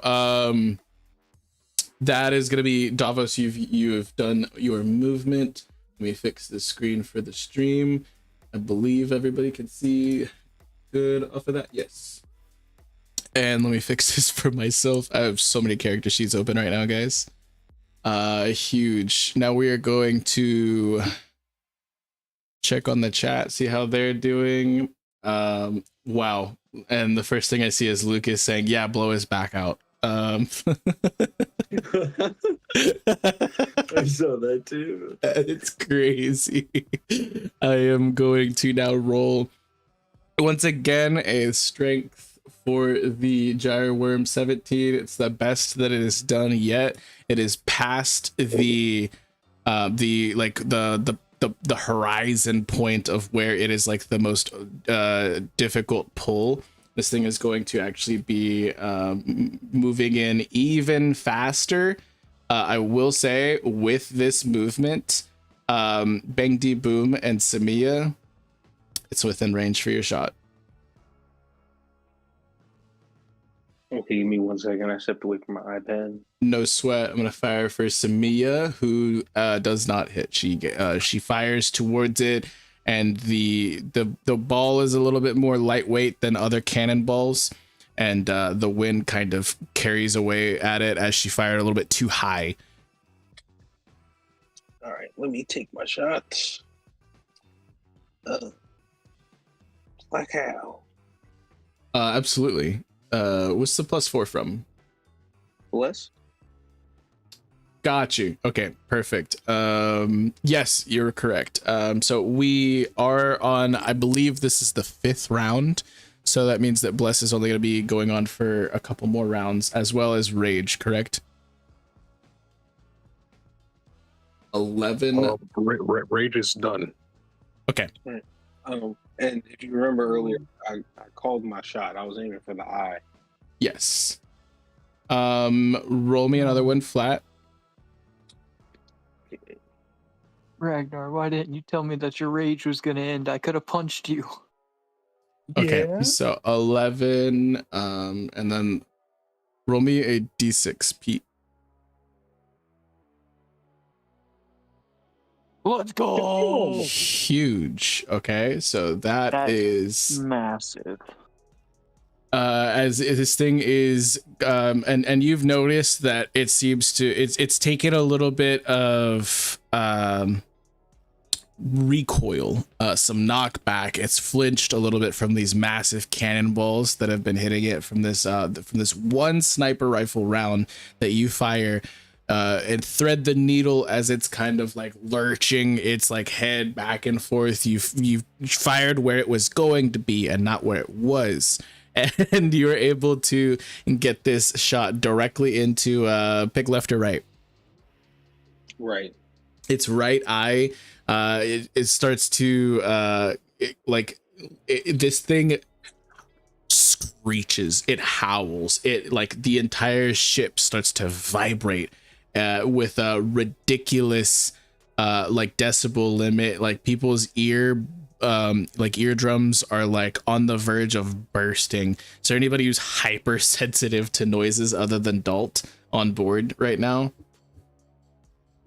I think just Dalt, but I Yeah. mean that's because she can understand it. Yes. I was gonna say probably you, because you're 'cause I can suited hear for underwater. underwater. Yeah, that does make sense. So I'm gonna say Dalt, Wisney, as well as Lord Azrael. I'll give you advantage, Lord Azrael. But you guys are gonna go ahead and make me Constitution saving throws. No problem. And Dalt is gonna make this flat. But this thing is now there is an explosion of this purple, like almost like electric metallic glowing like blood from its right eye where you hit.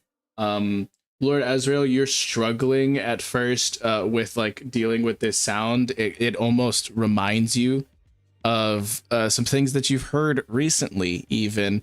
But then your resolve steals itself, and you're like, no, this isn't that. You know, I've dealt with worse, and you remember what the visions that you've seen while underneath, which you might not ever share with anybody else. But Dalt is also going to steel herself a little bit as she gains a little bit of confidence, hearing this thing wince out and cry in pain. And she didn't believe it was possible before, but seeing these cannonballs hit and hearing this thing asking like why, which no one else can really understand, but she just starts to get a little bit more confident, and she smirks upon hearing this instead of her collapsing and her eardrums popping. So that's good, very good. Bang D Boom, you got a sure shot on him. You called it and everything. You prepared for this, and you do see, just like I said, this like purple, metallic, almost electrically charged looking like blood pouring out of the right side of this thing's face, and dripping down off of it as the water beneath starts to be dyed a like a dark purple color. It almost looks reddish amongst all of the blue of the ocean and the black of the depths and things like that. So it's just, this is huge. This is the first bit of significant damage that you guys feel like you've sustained on this thing. Massive. Is that everybody's turn above and below deck, correct? That was everybody. Sans Davos, I believe. Davos did movement. No, I made my 25. Oh yeah. Yeah. I didn't think that was Good looking out Real though. I appreciate it. Okay, so everybody is doing a bit better as this all happens and this thing becomes enraged. It will. Let me actually roll for this really quick. See if this is an issue.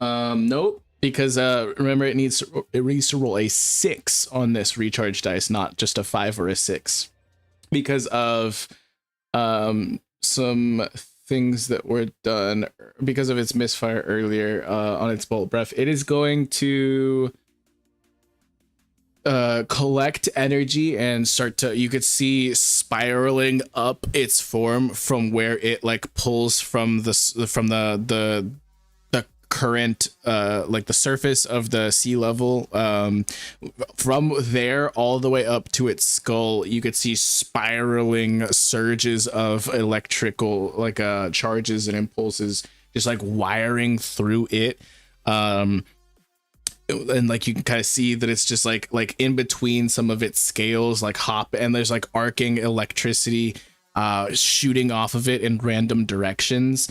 You could see steam coming off of the surface of some of the whirlpool as it's like instantly vaporizing things that are near it. It starts to, like, after letting out like that like howl from getting shot in the eye, it is going to let's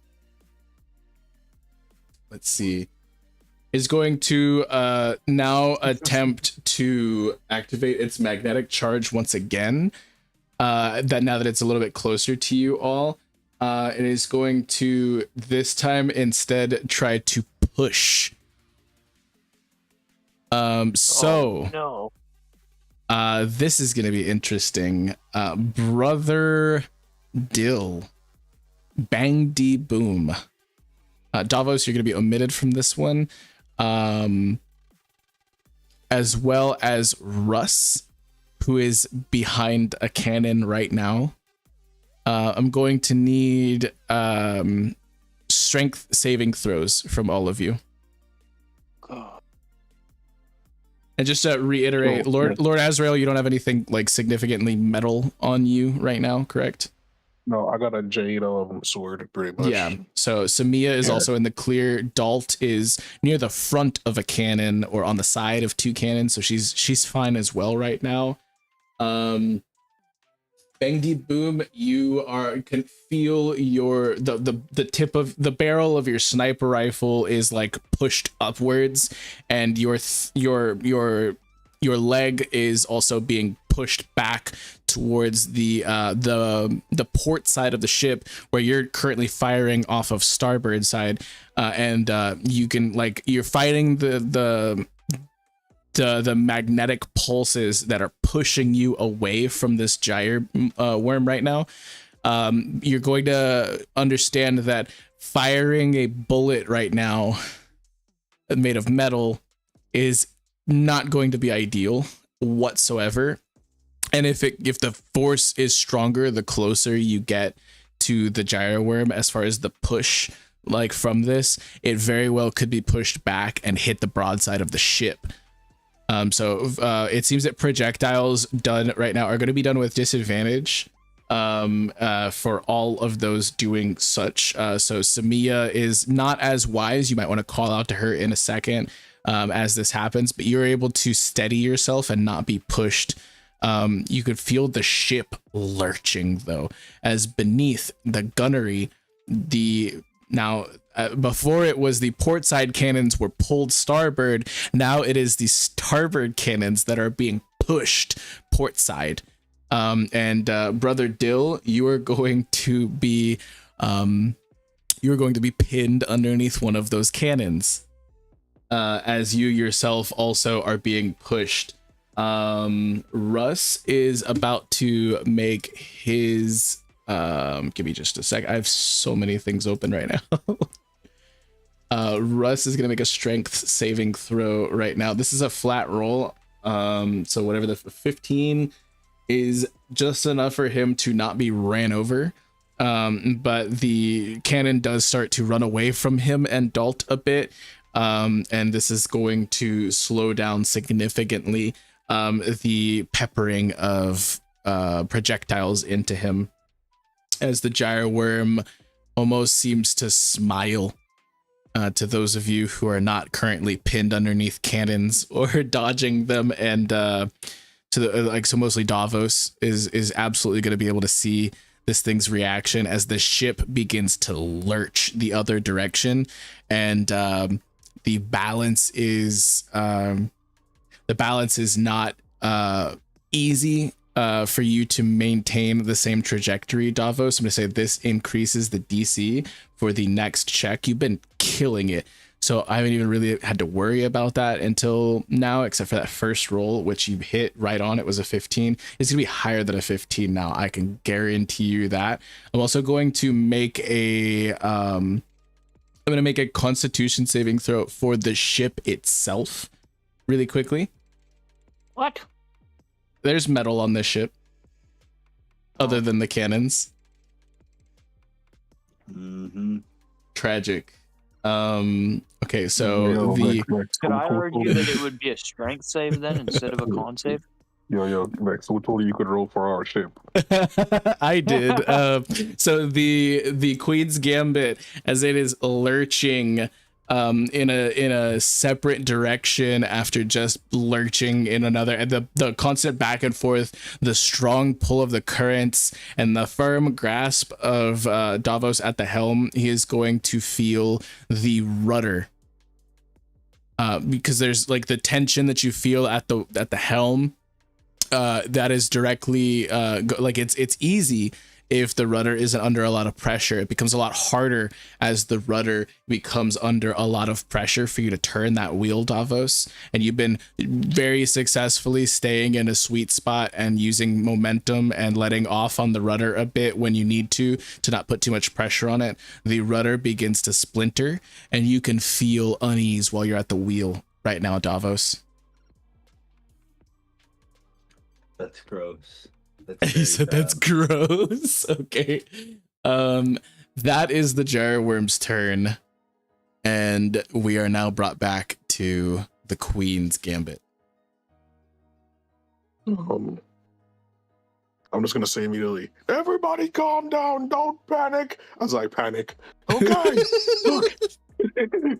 Wait, the rudder splitting at a part that's inside the water or outside the water?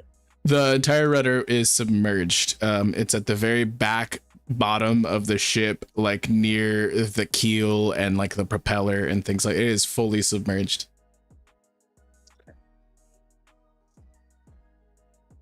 It just means we can't turn anymore, guys. I don't know what the problem is. We're just gonna control the sails. It's not completely snapped. Yeah, it is splintering currently. Yeah, it's fine. We got the W man's Davos. He'll handle it. Don't worry about it. We got to worry about down here. So I'm gonna need Big Azrael to help Dill from now on with the cannons to bring them back over. And I'm gonna need Dalt and Russ. I need help to get out from underneath the cannons. That is exactly what Big Azrael will do. So I'll go ahead and I can't do it. I'll go ahead and make an athletics for him. This is going to be a flat roll. Let me see. This is a Big Azrael, man. Big Azrael can't do it. We can. I could encourage him if he fails, but I can't really help too much. Nice. Soft 20 is more than enough for him to. He picks this 2-ton mechanism up off of you, brother Dill, and he's just like, hey, you gotta quit getting knocked down like that, man. And you start to like slide a bit across the floor, further away from the gyre worm as the magnets are still pushing you, but you're knocked prone. You did not actually, yeah, you would have taken a little bit of damage. No, he wouldn't. Actually, he would. No, he would. He totally would. Let me just. What's the cannon's attack roll? And it's just gonna be 2d6. No, it's all good. 11. Oh my I'm assuming. God. I'm assuming you cut that in half. Wait, why is it when Vex is trying to hurt us, he rolls just what he needs? That's not what.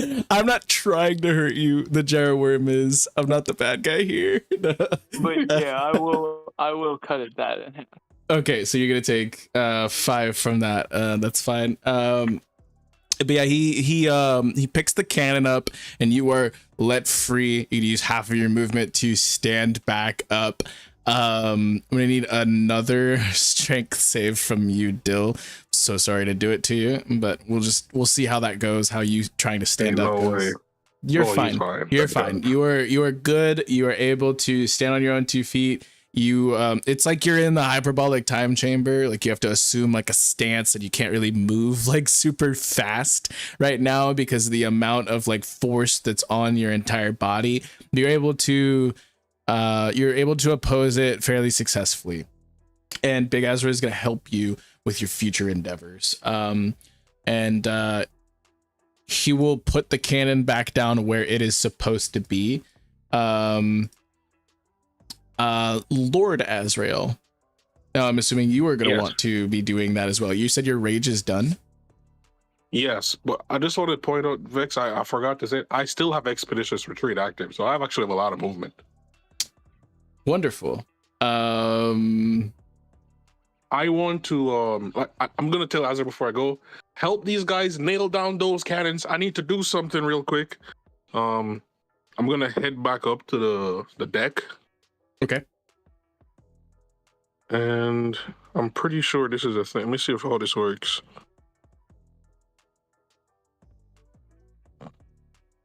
While you're doing that, I'm gonna have Russ attempt to make a athletics to try to stabilize this cannon that is being pushed away.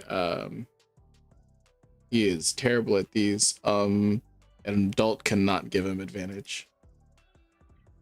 Oh.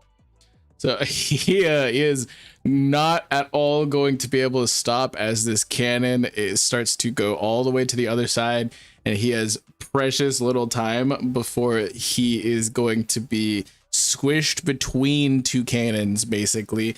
It won't happen right now, but next round is going to be very crucial. As Dalt is just like freaking out, like, holy shit, wait, come back. And like, she's trying to freak out. She's pulling with all of her might, not making any bit of a difference, unfortunately, though. She's a charisma build. What are you going to do? Lord Azrael, where were you running to? Oh, I was reading the rules for Quick Fix. Oh, good luck. Yeah, good luck with that. Yeah. I don't think you can even do those, to be honest. We can't even. Yeah, that's not even. Never You mind. Don't worry about that. You can help, but I don't think you could facilitate them on your own without like the act of the mending spell or something like that. All right. So what I will do is, I'll tell Samia to head downstairs because I have no healing slots left. I know probably Samia probably does, so I'm gonna tell her to go downstairs and assist with Russ and Dill because Dill has taken a lot of damage. And she's just like, oh, yes, sure thing. That's probably the way better deal for me. I don't even know what I'm doing with this thing, honestly. And she has rolled she has not rolled above an 11. Yes, so yeah. She will use her bonus action to prime it for you. But it is going to take your full economy for you to get there, though, because that is again front mounted. If you're coming up from the gunnery, that is a huge amount of distance for you to travel in one round. But I'll allow it. Do something else instead. I see something like rowing. I'm long armed, so I don't know if I could. Is it possible for me to do that? So rowing is going to be extremely hard if you're the only one doing it. It's meant to be like a thing for if you lose a mast or if your sails are taken down or something like that. You could try. I don't think it's going to really benefit you guys at all if you read the rowing mechanics. I think there's like there's like just minimum impact unless like you have enough people doing it. You know what I mean? And technically, you guys are already getting a speed bonus because a certain individual is, well, there's the sand energy that was like stored up from the sandstorm that's blasting into your sails right now. There's sailing with the currents and Davos' sick maneuvering checks. There's also an individual running on a very large human-sized hamster wheel. Oh yeah, they are doing that. Damn. Yes, and so you guys are already getting got the silver gun. Yeah. So Samia used her bonus action to prime it, get it ready for you. And then she's going to start running down. It's going to take her significantly longer to get down there, but she's on her way. Down there. So Dill, you've done all you can do. Big Azrael did all he could do. Lord Azrael did all he could do. Samia has done all she can do. Russ and Dalt Wisney have done their thing. Bang Dee Boom. You understand that metallic projectiles are going to be with disadvantage. What would you like to do? Oh, I'm just gonna, use my action to kind of stabilize myself and get ready for, sawing that the effect ended at some point last time. Wait for the effect to end again, so I can aim at its other eye. And I'm gonna shout out to Samia, assuming she's still in the swivel gun. Load the cannon, but hold your fire. Wait for the magnetic force to finish. Or did she already shoot? She left, so you'll be yelling at your boy Fish Stick. Yeah. Same thing. So whoever's on the swivel gun, I'm gonna yell that to him. Yeah. As Samia's running back behind you, like across the ship, and she's just like, I'm sure he heard you. And like I don't know if Lord Azrael gives him like a thumbs up or like a yeah, I know. Dill, I forgot you succeeded on stabilizing yourself. So you can take an action right now. This cannon is not primed right now though, because Big Azrael just used his and you would assume that cannonballs aren't going to do too well right now either. But you can use your action. You have your full economy right now, except for most of your movement, because you were prone. I was going to use my action to load a glass cannonball that Lord Azrael just mentioned in the chat. Huge. Okay, so you're using your action to prime, and that is now everybody except for Softy Boy and Davos. Is that correct? I think so. Softy Boy, you're gonna notice he doesn't have a whole lot of metal on him. He doesn't have any metal body parts or anything like that. But Davos, you've been in tandem working with this guy, keeping an eye on him, keeping an eye on the waves and things like that, keeping an eye on the gyre worm itself. You notice his belt buckle fly off. And his pants start to sag a little bit as he's like hanging up aloft from in the ship's rigging and whatnot. He's like, "What the fuck?" Like, and he looks. He's like a little bit like, and he is going to make his, and it flies like away from the gyre worm, obviously over towards y'all's port side. He is going to attempt to make this is a flat again. 16 is just enough. So you are going to roll this with advantage once again. The DC here is it's the DC, trousers.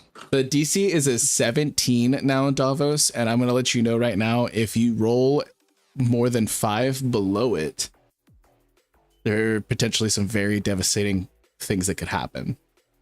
You're the W Helmsman. We don't gotta worry about that. Go ahead and roll. 27 is huge. Oh my goodness. Oh man, imagine if this guy didn't give you advantage on this. Imagine if that was a double 15. My man. That's what I'm saying. He's the best. With or without pants. With or without pants. I would also like to petition that Davos should get a crit on a 19. Oh my goodness. We'll see if you guys survive, and then we'll see how much charity I'm willing to give you. But you guys are doing great so far. Davos, with a 27, you're going to be able to move 30 feet on this map again with the current. So you're still going to be going clockwise. You are going to be able to kind of jackknife yourself a little bit more towards the outer edge, getting you very close to actual sea level.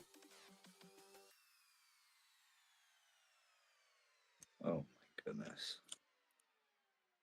Okay, so This is huge. how far did you say?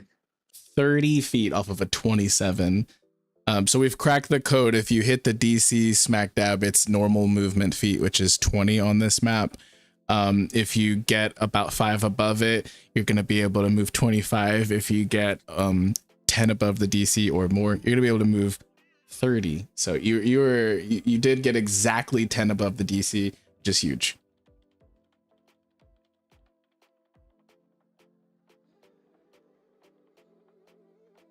And knowing that the conditions that you're working in, you have to very delicately maneuver and not put too much strain on the helm itself, so as not to cause any more significant splintering to the rudder.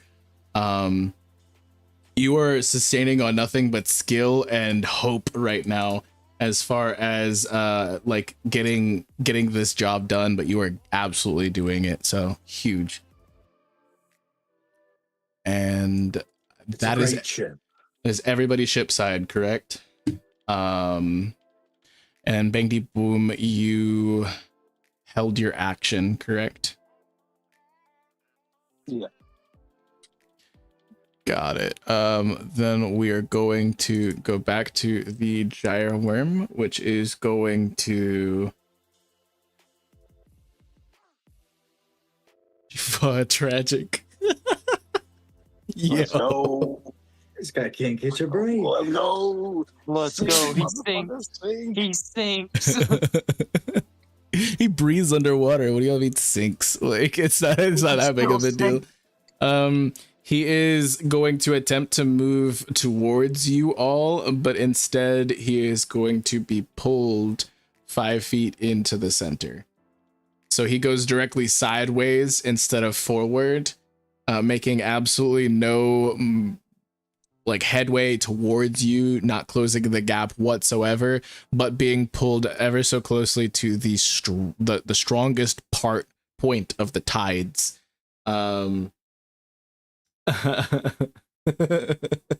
Bro. So next we are going to see how this goes. Oh man, y'all are so lucky. That misfire earlier has saved the ship from so many hits at this point. With so many fives, Just to be clear, before this, a 5 or a 6 recharges his blast, and now it doesn't. So Only we a just 6. actually survived two different potential bolt blasts going right into the ship. And I think it was the second 5 in a row, I think, but so this thing is again surging with electricity. There are just crackling arcs just shooting off in like 50 to 60 feet around it. You guys are twice that distance, but imagine that literally all the way up until halfway in between you two, there is just crackling and surging like electricity, just vaporizing like bits of the surface water and steam clouds like erupting out of it, and it is menacing as this thing is losing more blood, is taking consistent damage every single round, even when you guys don't hit it. Remember, because of Lord Azrael sending glass into its circulatory system before this combat ever started. Huge W's. Is the magnetic thing still happening? It does appear to be happening, but as you guys get a little bit of distance from it and it does not close the gap whatsoever, it weakens significantly. So nobody is going to have to sustain like make any saving throws to sustain, but there is still going to be a disadvantage on attacks for metallic weapons, but nobody's going to have to like try to keep their footing or anything like that. The force is much weaker at this point. It's just that the closer things get to it, that force is still strong. So lobbing a projectile towards it is still not ideal, but you guys on the ship are fine as of right now. Does that make sense? Yeah. Perfect. We go back to ship side. You have a primed and ready swivel gun in your hands. But you just heard Bang D Boom yell out to wait until the wait until the magnets stop pushing, right? Right. Is there anything, all of those above deck? What would you guys like to be trying to do? I'd like to roll like a martial check, maybe an insight, like a medical insight to see like the condition of the seeking. Yeah, you can go ahead and roll. I'll give you advantage because it's a sea creature and you've been inside it. Pause. Hey, yo. Hey, yo. I'm sorry. It's true. This is just a domestic dispute. This is my kid. Oh my God! Stop. Bro, I was trying to argue for fucking custody of the egg. I'm deceived. Oh my God. Oh, what am I rolling though? I don't know. Insight with advantage. Okay. Sorry, I thought I said that. Man, I don't know why. Chat, you've been inside it. He spent like a week or so in there. So there's a 17. You can see that this thing is in fact it's losing blood. You know that with all of the blood that it pumps, it's constantly taking like serrations inside of its like capillaries and its veins and things like that, and its main arteries. And enough time has passed for you to you would have thought a while back that this thing has absolutely sustained lethal damage, but you have kind of put it together at this point that it's a lot tougher. You've tempered your expectations of what to believe of this thing, and you believe that it might actually have a more advanced circulatory system than you were previously aware of. But based off of the damage that it has taken from these projectiles, specifically that blow to the eye, which above table, it did not have resistance to. It's had resistance to all of these other bludgeoning projectiles. But that specifically, that called shot did significant damage. And this thing seems to be, you believe that you are, you believe that if it were to, if you were to put it into terms, that it is it's pretty much like half spent at this point. You feel fairly confident in that, though you did feel pretty confident earlier on that it didn't have much time left. Enough time has passed now, and you guys have like done a lot of damage to it. You could see it like failing against the tides as well, and it's constantly outputting a ton of energy. And based off of your study of its energy releasing intervals from when you lived inside of it for a while, this thing is burning through a ton of its reservoirs. It's trying that too. Yeah, it's trying to end this fight quickly, which means that you think you're on the tail end of the encounter, possibly. You think very confidently that this thing is about half spent. Means my interaction to the crew now. Update? When I said it was dying earlier, wrong. I was wrong. But now I'm sure, kinda. It's dying now, kinda. Maybe. Just gonna go The maybe at the end kills me. What do you mean, maybe? What do you mean, kinda? Technically, if you were to stare at a ship about like 10 feet away from it, I could give you a better example. I would go to the distance. I don't think God. getting Sounds closer is an option. Yeah, see, terrible we gotta idea. work with what we got here. Well, Of at deceased. this point, hearing him say that it's taking damage, could I fire the glass cannonball at it? Absolutely. Does that need to be damage changed, or is it good as is? I'll tell you what the damage is if it hits. Yo, the glass cannons come with natural spread damage as well as siege property. The cannon itself has siege property, so That is correct. 23 hits. Alright. So normal damage is bludgeoning and is 2d10, no modifier, correct. We're going to roll, Dill, I'll let you roll it, 4d6. no mod. No mod. 12, and this is going to be piercing damage, obviously, which you could tell because of its thick hide. This thing is still resistant to, but it's still a higher ceiling and a higher floor than a normal cannonball.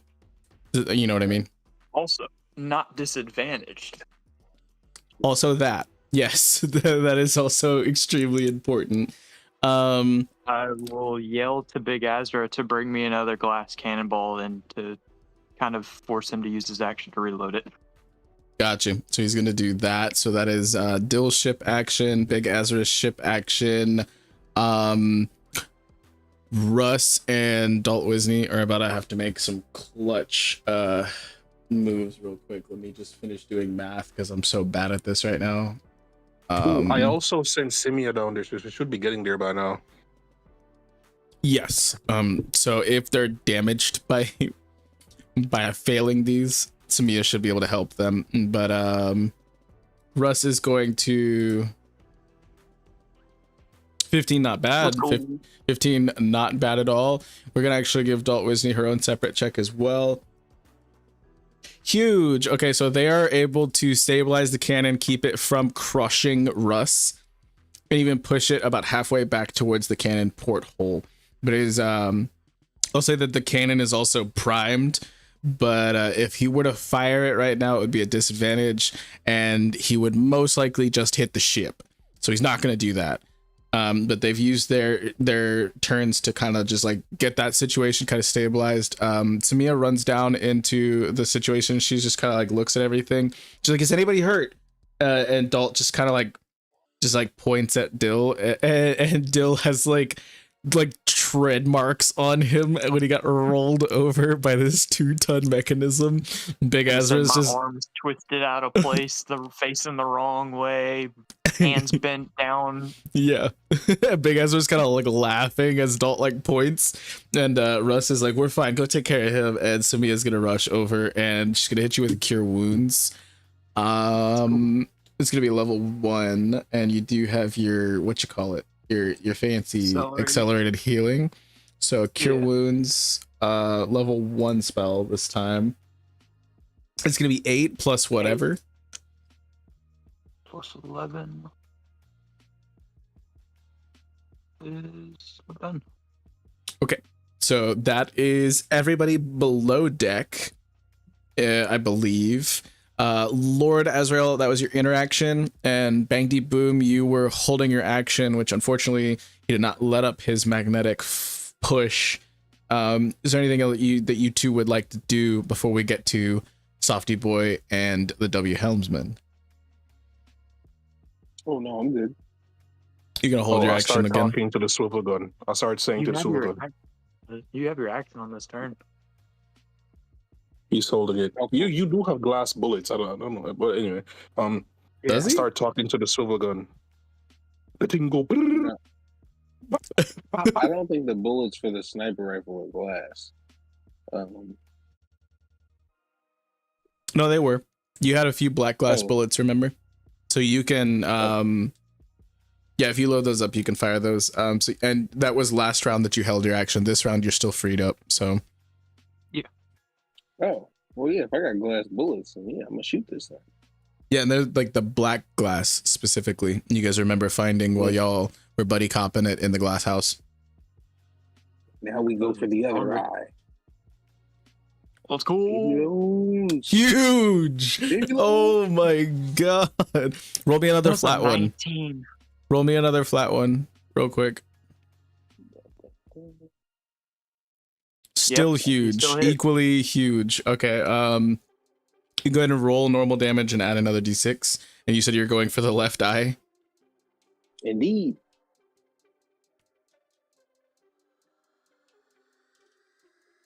Bruh. Hey, that's still good damage. So 15, no resistance this to this one. And I'm shot in both its eyes. it lurches back and like shouts out, and its face is straight up towards the sky. As you can see, just like a fountain of blood spewing out and starts cascading down like the whole side of its like the exposed parts of its body that are over it, like all the way down from its like head down its neck area and like down into the water below. You can see that like a lot of this water being like pulled down into the center now, which is very close to, is like this like metallic purple color, which should be interesting. I started shouting to the Sea King, I told you I had the best attorney in the state. Now don't pretend you got blindsided by the law. Oh my god. Oh my god. Bangy Boom, after seeing the second shot land, is just like in the zone, because he doesn't want the ship he just built to be damaged. Like, yeah, cry for me, you foul beast. As he's bleeding from both eyes. Yeah, its electrical output starts to like kind of focus inward, and instead of like a 60-foot radius, it like shortens to like a 30-foot radius. But the arcing electrical like bands like firing out seem to start to increase in frequency as the radius of like their like area of effect shrinkens. They start to like rip out like more quickly. Does that make sense? And that's just like kind of like a something that happens as it takes this damage and like lets out a roar, and it's like now spewing out and dripping blood from both eyes as it like looks towards where the ship is, and like it tries to like shake its head a little bit, and like you could see it blinking and trying to focus, like it's undergoing significant strain right now. Lord Azrael, is there anything you're going to try to do as you see these electrical effects start to change? Oh.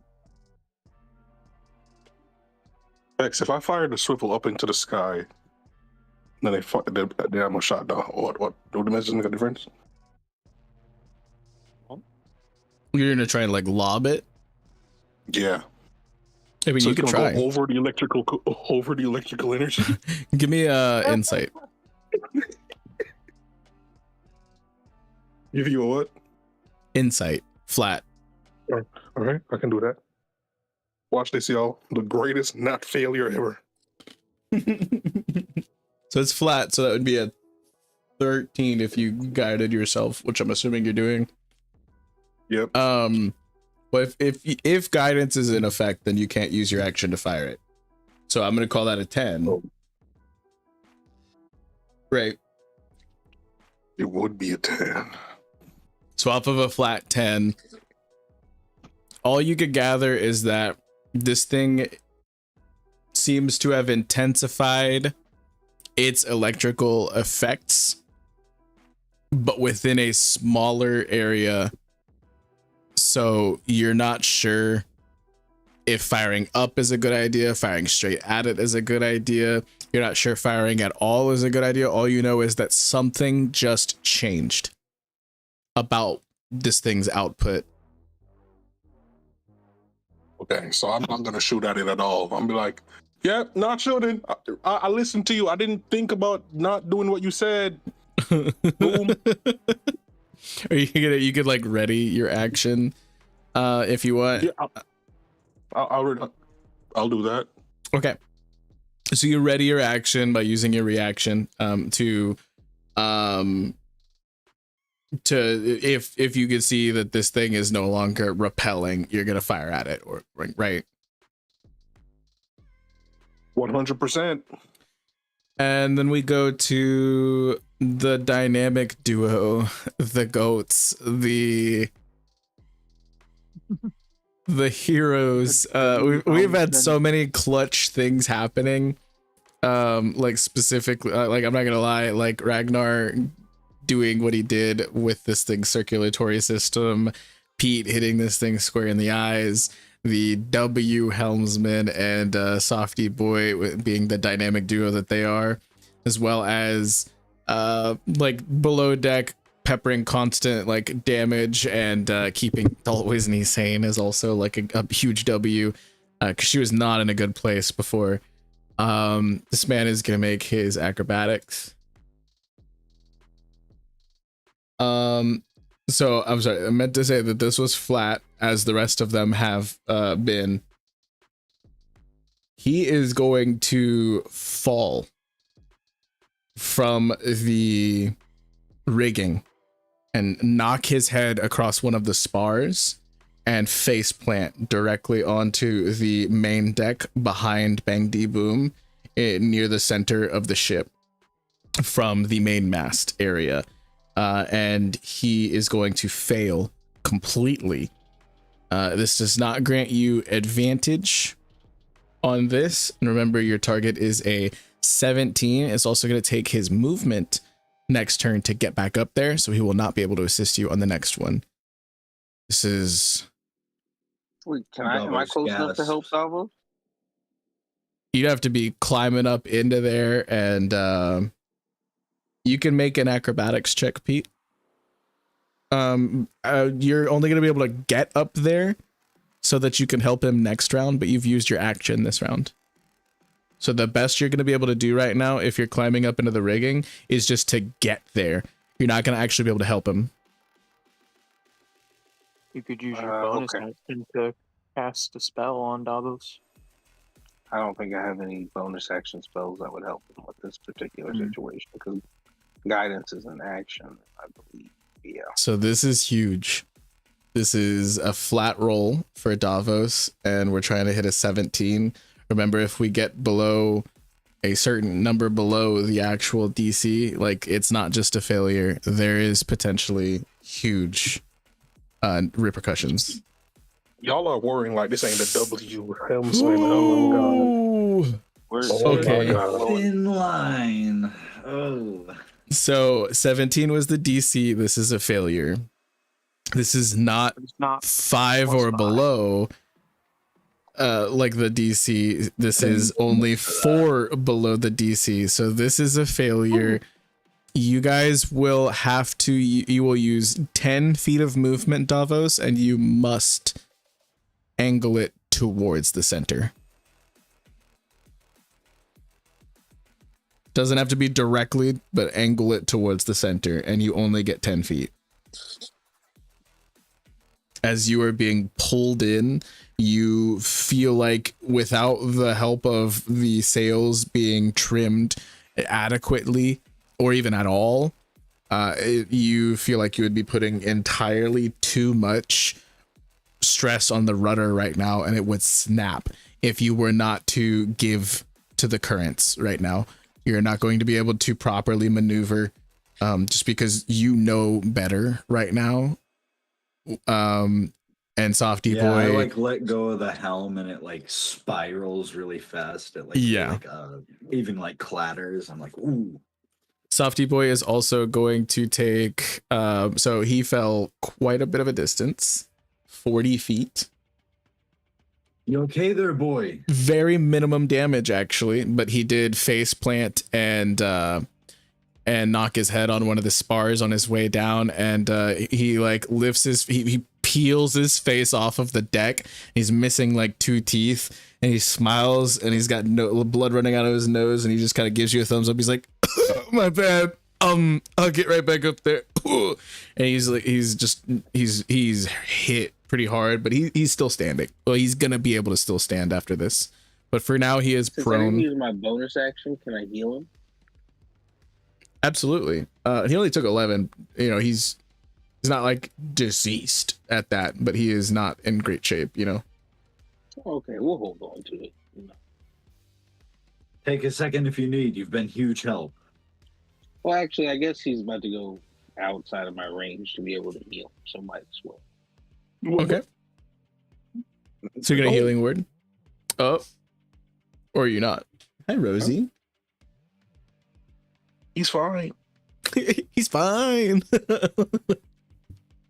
Oh my goodness. Man said nah. Okay, so he is gonna be all right.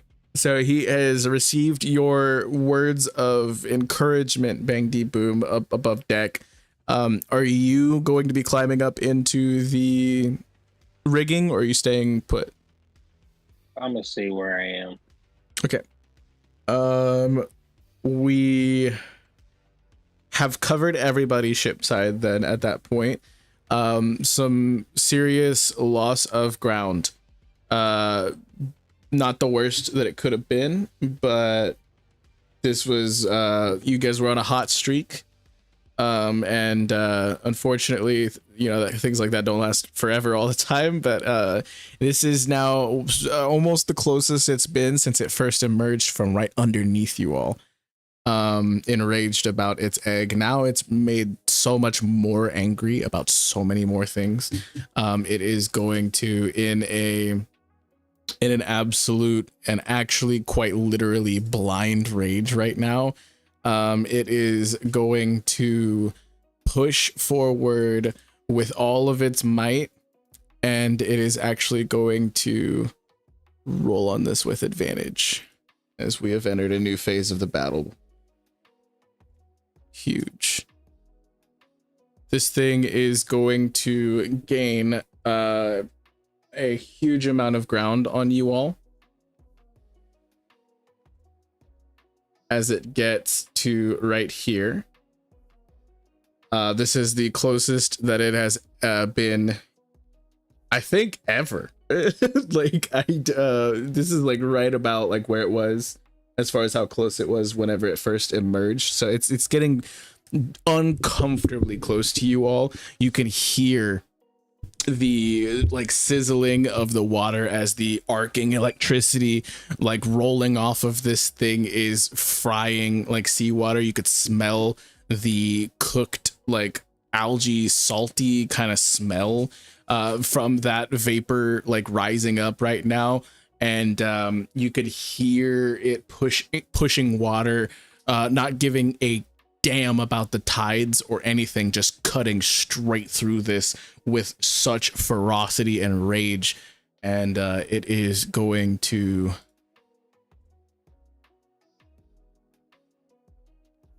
that's not gonna happen. All right, so it's still trying to focus this electricity, as this electricity is almost wildly and out of its control rolling out of it in all of these which directions and whatnot. You notice that it's not able to focus it within its maw and fire it as a bolt breath, and it hasn't been for some time. But as a repercussion to that, it is emitting this like crazy aura around it, because it can't focus all of that electricity. It's just like radical like arcing streaks going out in every single which direction, even underneath the water, which you can kind of see as it approaches. There are like bits underneath the water still illuminating near the surface, and potentially much deeper as well, for however much more of this beast still lies below. With it being this close, it is going to actually attempt to slam its head down into the ship. And I'm gonna need perception checks from anybody who is currently taking aim at this thing, which I believe would be Bang D Boom, Brother Dill, and Lord Azrael. I don't know why that rolled with advantage. Okay, I don't so have advantage check. You didn't roll with advantage. that wasn't Ragnar. yours. Ragnar. Yeah, that was Ragnar's. So with Ragnar got we'll go with his first one, which is an 18, no guidance. And then so with Ragnar and Brother Dill are able to notice, although Bang D Boom doesn't. This individual doesn't seem to be using its eyes right now. It seems to be using the magnetic field around it to be able to tell where you all are. And as it does so, it is going to attempt to engulf the entirety of this ship into its gaping maw. As a familiar sight to Brother Ragnar, to Lord Azrael, this thing and its countless teeth of jagged, huge proportions. One tooth of this individual is larger than your ship and is comparable in height to some mountains that you've seen, or the entirety of the glass house, the spire sticking up above that cliff top. This massive maw could easily swallow your ship whole, which Lord Azrael knows for a fact it can do. And I'm gonna say that it is going to attempt to bite into you all. I have a question. It is a flat roll. I'm sorry, not an advantage. So that is an 11. Ooh. Holy shit! What is your question, Dill? My question is kind of null and void at this point. You know? You love to hear that. Yeah. Wild. Yes, it is a flat roll. I meant to click off of advantage from the previous strength save. I apologize. So an 11 does not hit any part of your ship. Not the sails, not the hull, not the keel, none of the masts. You are all successfully not devoured by this gargantuan Neptunian as its turn ends. At the start of the ship's turn, Davos, would you like to make a dexterity save for the ship?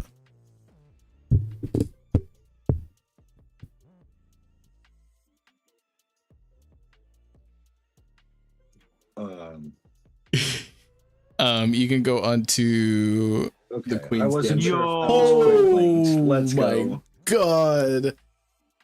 That's insane, bro. Oh, wow. So you guys bank off of a wave like a little bit as you like let go of the helm and it started to spin violently in one direction. You catch it in just a way and maneuver it as you like and you're descending a little bit, but you slice through in just a way to where you guys get a bit of hang time.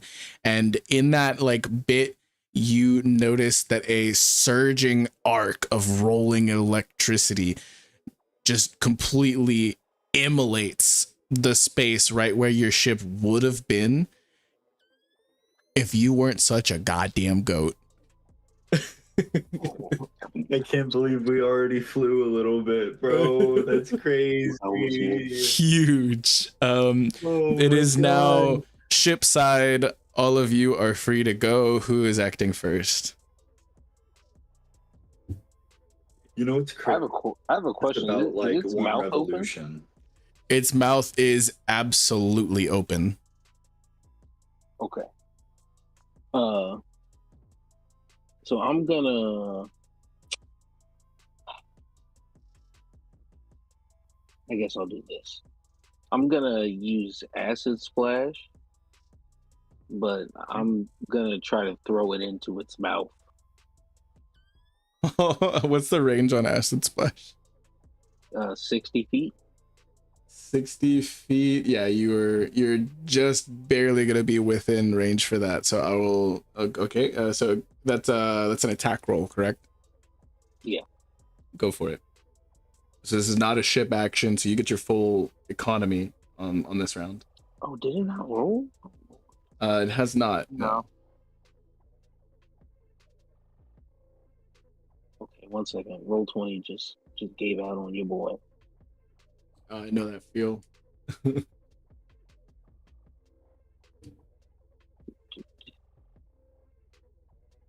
Yo, the chat is pulling for y'all right now. Okay, spells. What? Did that roll? No. Here I ask my catchphrase. Would you like me to roll it for you? Hell no. I'll refresh Hey, this as many times as I need to. There's no chance. while that is happening, what's happening below deck? I am going to fire another glass cannonball at it. So Big Azra is seeing that Dalt and Russ have got it. Samia has showed up to help you all, and he is not worried, and he's going to quickly prime that cannon for you, and you are able to fire another glass cannonball. I'll say, I think I said a dozen is how many y'all had. So his last turn was used to reload it. You're correct. Okay, well, he then he'll probably prime it again after you, but so he is standing at ready right now. The fact that you have Samia and Big Azra helping you right now grants you advantage. Let's go. Which is detailed on the Queen's Gambit's character sheet. If you have 2 other crew members helping you, you have advantage, or if you're an artillerist. An 18 is exactly what you need to hit. Sid beats it. Huge. So 15 more points of piercing damage come rocketing into this thing. As you can see, the shards unaffected by the strobing electrical charges just flying astray in every which direction. This thing takes a significant blast from this as it shatters and starts to speckle into in between some of its scales and get into its skin. This thing it looks like it's wincing a little bit as it starts to crane its neck in one direction. This thing's absolutely bloodied, as you guys have been just barreling into it with cannonballs, sniper rounds, and potentially acid as well, which we're still waiting on from Bang D Boom. Russ is okay, so there's a saving throw. Okay, there we go. It says spell attack on there. Right, I don't know why it's doing, bro. This is.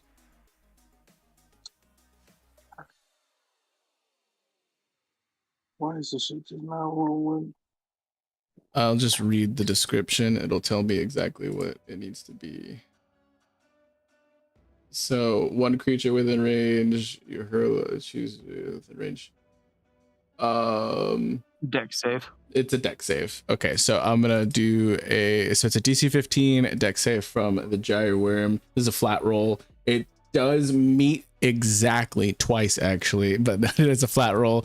So it is going to take half damage from this? I don't even think it takes that. No, it doesn't. Save or suck. Yeah, it doesn't take anything from this actually. As you go to use this creation, however it's flavored or whatnot, an arc of electricity just completely vaporizes it as it gets a little bit closer to the maw of this beast, and it is just it is completely disintegrated and its form is vaporized and it's just steam in the wind at this point, which is unfortunate. Russ and Dalt Wisney are not going to be able to they're going to just be able to get the cannon back, but it's going to take both of their actions. I'll say it's primed and ready for next turn. Is not going to, Russ is used his action, he's not going to be able to fire it, but I won't make them make any saves for it because this thing's on wheels. It's just really heavy, but there's no more magnetic repulsion. So as Azra helping you, Samia helping you, you used your ship action. They've both used their economy. Bang D Boom has used his action. Softy Boy is going to start climbing back up into the rigging. It's going to take his full turn to hopefully try to get back up in there. He's going to make an acrobatics. Lord Azrael, what are you doing?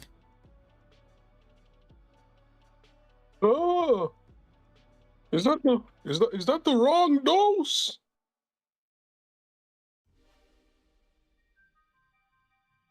Oh shit! What are you doing? Are you throwing a needle at it or what? Pretty much. Take Okay. this.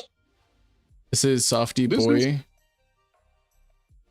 What, did I roll something again? I think I did. No, but- that was Oh. Softy Boy. And then you rolled 22 does hit, absolutely. This is huge. So chill touch. Yeah, go ahead, and so it's 7 necrotic damage, and it's not gonna be able to heal. Softy Boy does get up into the rigging. He's not gonna be able to help with any rigging checks, but he now he is there and he's ready to do it next round. So you're gonna hit him with necrotic damage.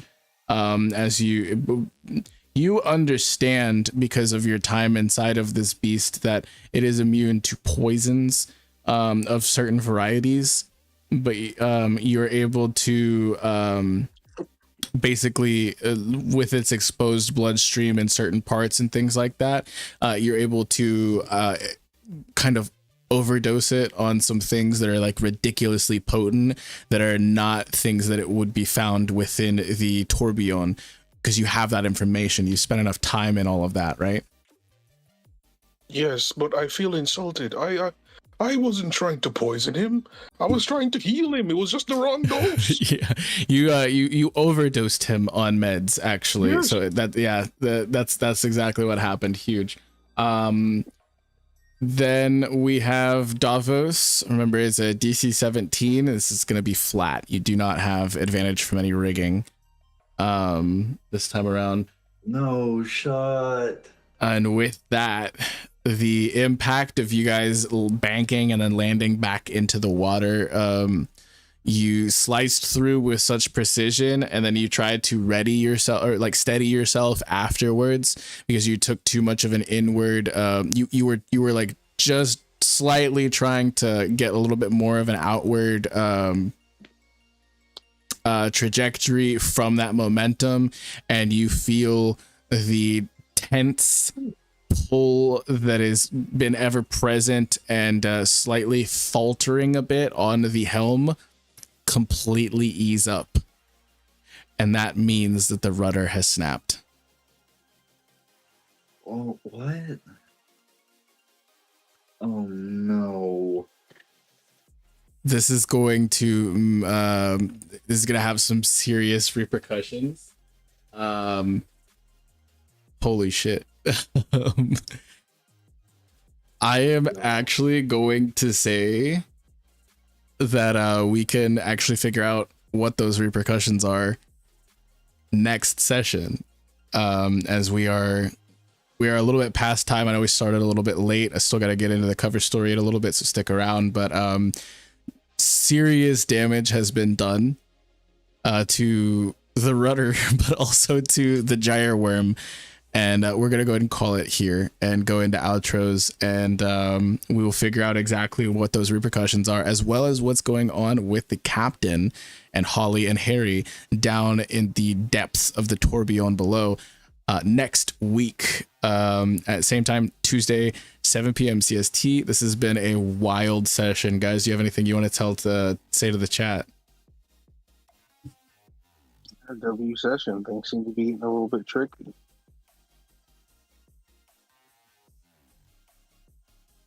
Yeah, Like that's I said. definitely ending on a that's a heavy cliffhanger. I'm sorry, guys. No, We're that's on the fine. streak. That's my style. I gotta do a cliffhanger. It's not you, it's me. You know, like, Oh, I feel like I let you all down, but hey, we'll be back next week. Like Vex said, I can't wait. That was an incredible session. That was a lot of fun.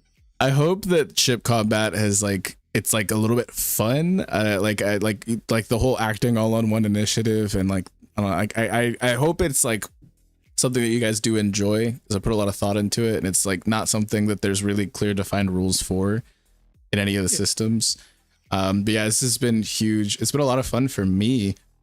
Specifically, this is, dude, I've been so tense. I put it in the chat. I'm like, I am stressed right now. But Yeah, my heart is racing. but yeah, as always, it's been W session. It's been so fun. It's been really good to see some of the active teamwork and getting the nomads to figure out what they're doing. I also want to make sure that I do note that I believe Russ has one more round before he needs more medical attention or being seasick. Bless is done. Rage is done because this was I think this was 9 rounds of combat fully, which is not a lot when you think about it, but again, like I said, there's a bit of like time dilation going on throughout this because it takes a lot longer for some of these events to happen. We're just gonna, for the sake of combat, you know, make it easier on ourselves and not do all of that crunchy business and just run it like a normal combat. Just like I said, this map is not necessarily to scale, but we're just gonna kind of work off of the dimensions that we can for ease of viewership and running. But yeah, this is ridiculously high stakes, and we'll see what a rudder snapping means for next week. That's huge.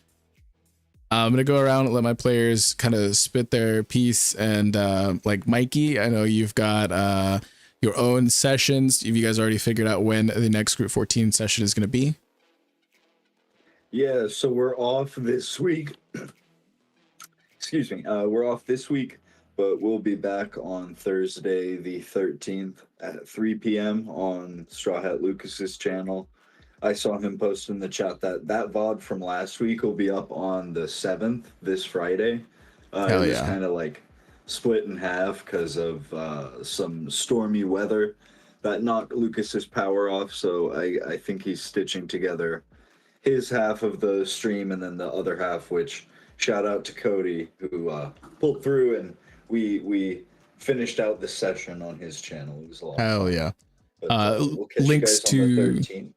Yeah, links to both of their platforms in the description as well if you want to check out SSJ8 Cody on Twitch. I am a player in his game Cody 8. Cody 8 what? Cody 8 is D&D, which is, we're actually on hiatus for the next 3 weeks. We're taking a little bit of a time off, but it was pretty crazy.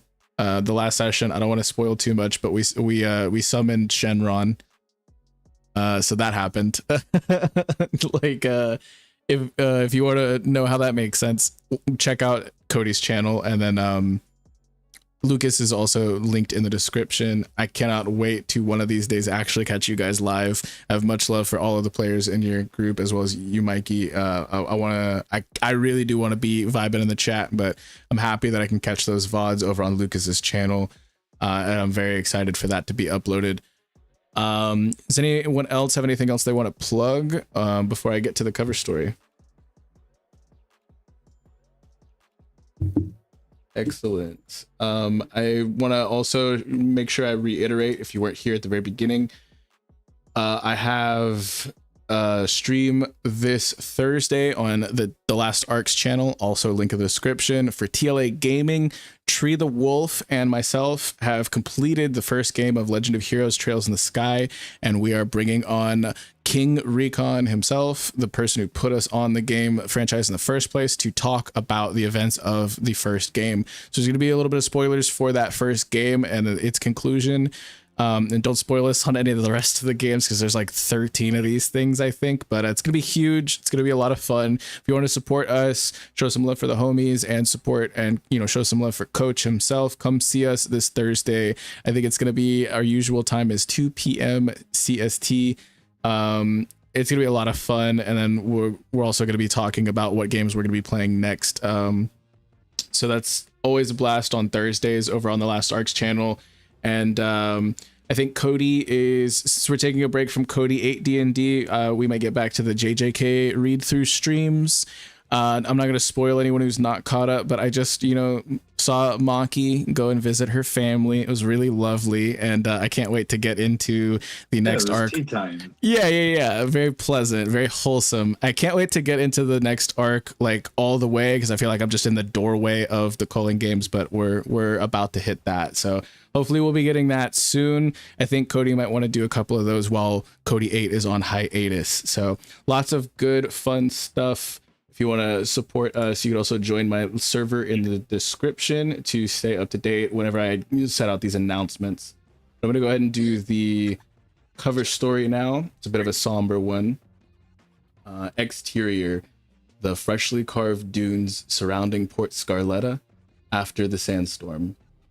Jerry stood atop the sandscape of toppled tents and slightly buried campsites further from the docks than the rest of the town. He dug around and gathered the fallen from the encounter a few nights earlier with a stoic expression and a pallor that is rare in the sun-baked deserts of this land. This won't do. You all deserve a proper send-off that these shifting sands won't allow. He piled a dozen or so bodies onto a collapsed tent and dragged them towards the coastline. As he got to the docks, he carefully placed them onto a large raft lined with palm fronds and braziers and set atop the waters of the cold water cove. He struck a match to light a cigarette as he shoved the raft out to sea with his foot and then tossed the match out onto the drifting pyre. It set ablaze. May the winds and the sea treat you better than these sands ever could, and may you rest in peace. Jerry stumbled back a bit from the water's edge and pressed his hand to the dockside door of his bar. As he turned around to open it, the door stuck a bit, as if the foundation had shifted. He reached to the side to touch the stone with his hand, and with the snap of a finger of his other hand, the building shifted back into place ever so slightly. The door opened much easier now. As he entered, billowing smoke could be seen climbing high behind him in the distance.